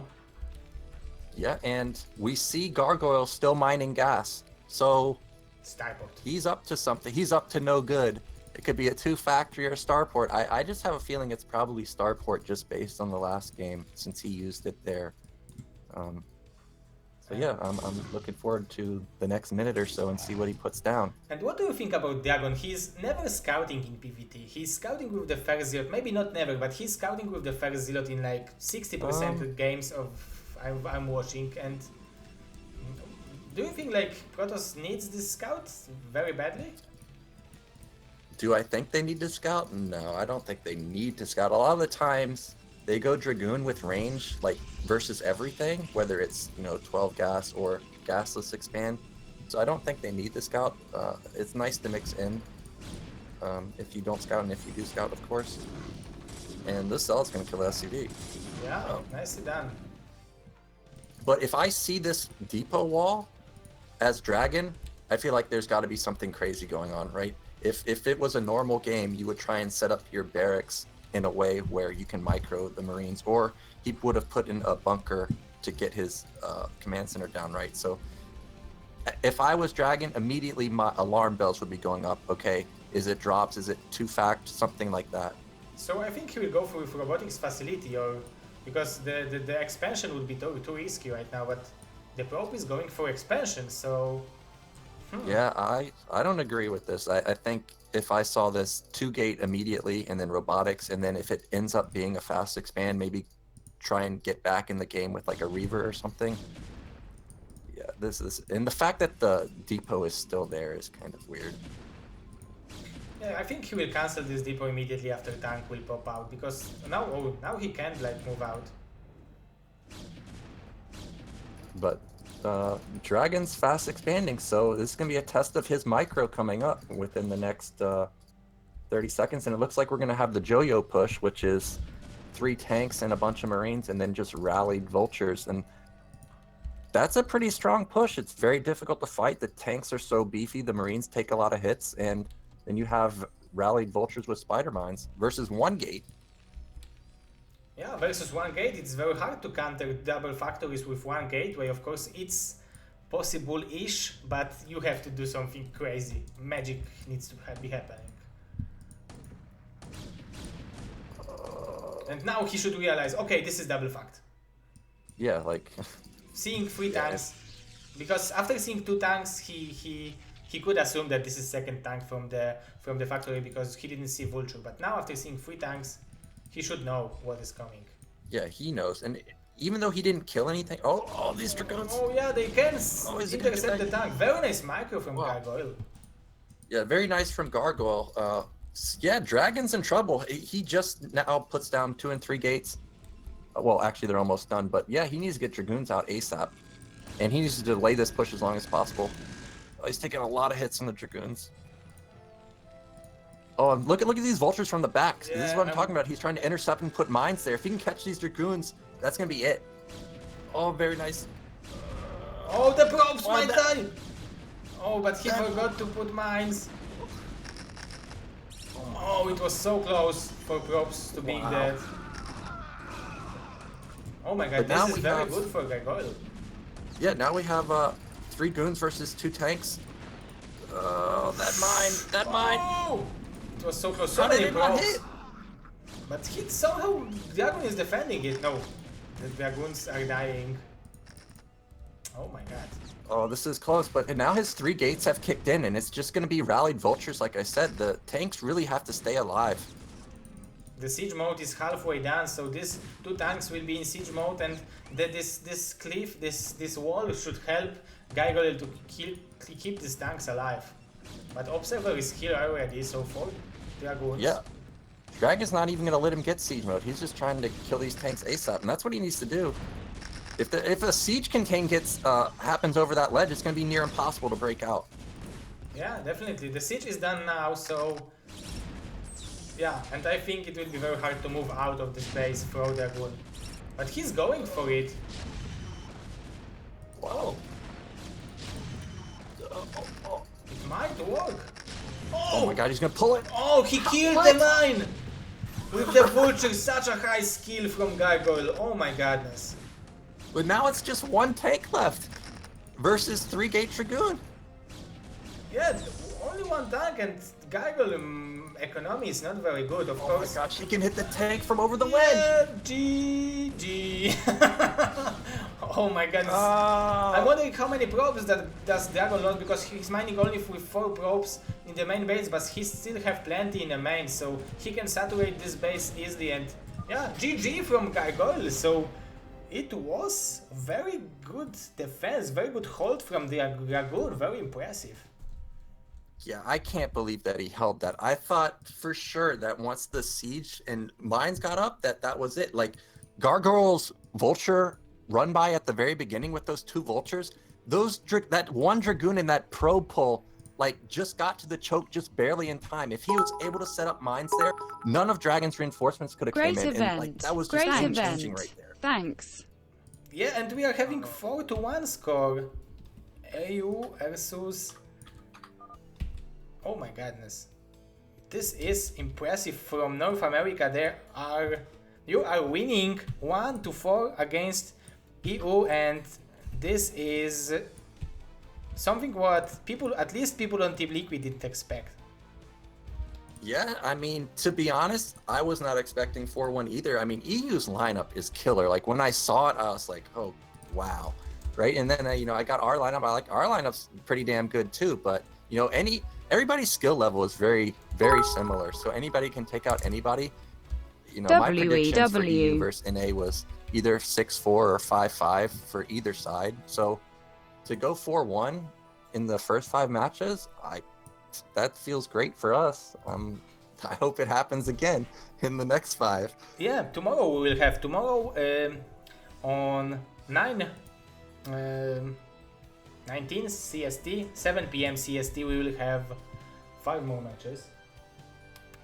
And we will have Gornish versus Hawk, ZVZ, Dewold versus Tai2, Nagrim versus Beast, Cryok versus Machine, and Lancer X versus Sugo. So,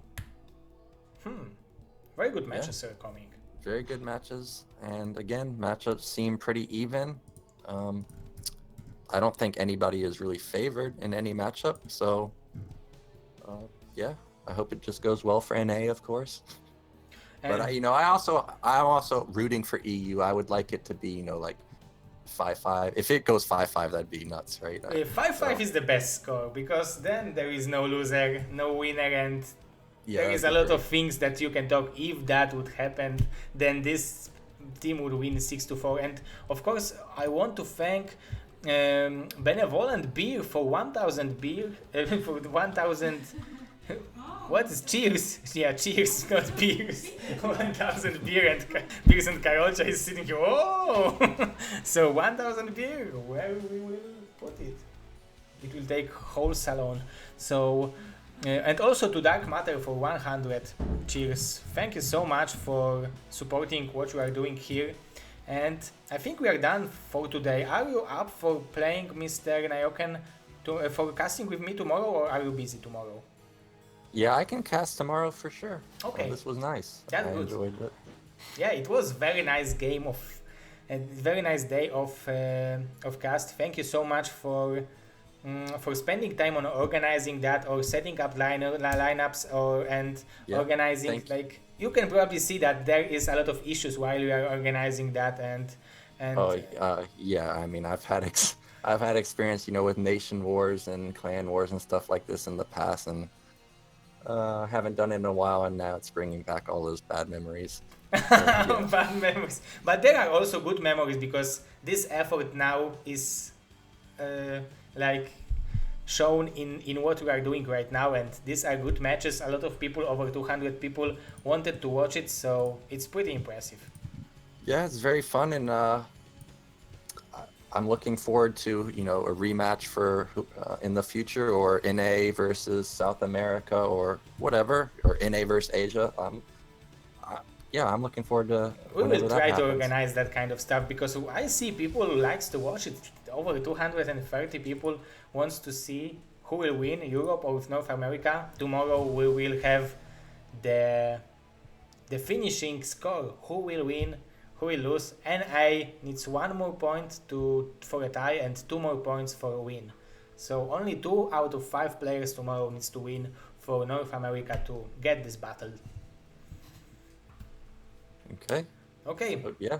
Thank you very much, Mr. Nayoken, for casting with me. Of course, okay, let me just give you the Nayoken Twitch. This is the Twitch of Nayoken. Come on, follow Nayoken. He's very good Terran. He's practicing.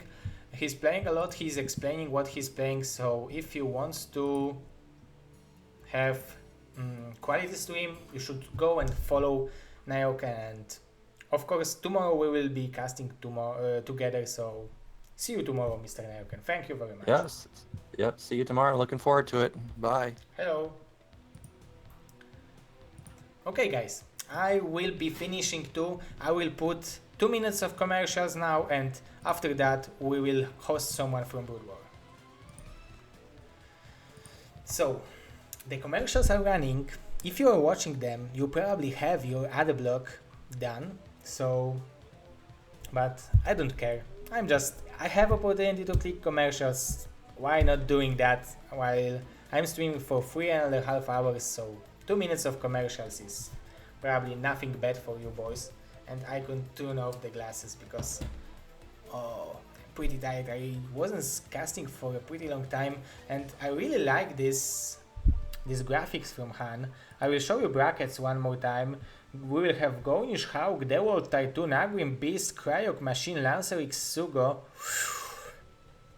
Very, very impressive. And EU, Europe needs to win all the 5 matches to win the match, or they need to win 4 matches to have a tie. So it will be very, very hard. Harderino for Europerino. Okay, let's see who I can host. Oh, thank you for the nice words. I love you too, boys. I'm very happy that you are here. It gives me a lot of motivation when people are coming and watching my stream. Of course, huge thanks to Mr. Foxhan. Huge thanks to a lot of motivation when people are coming and watching. Okay.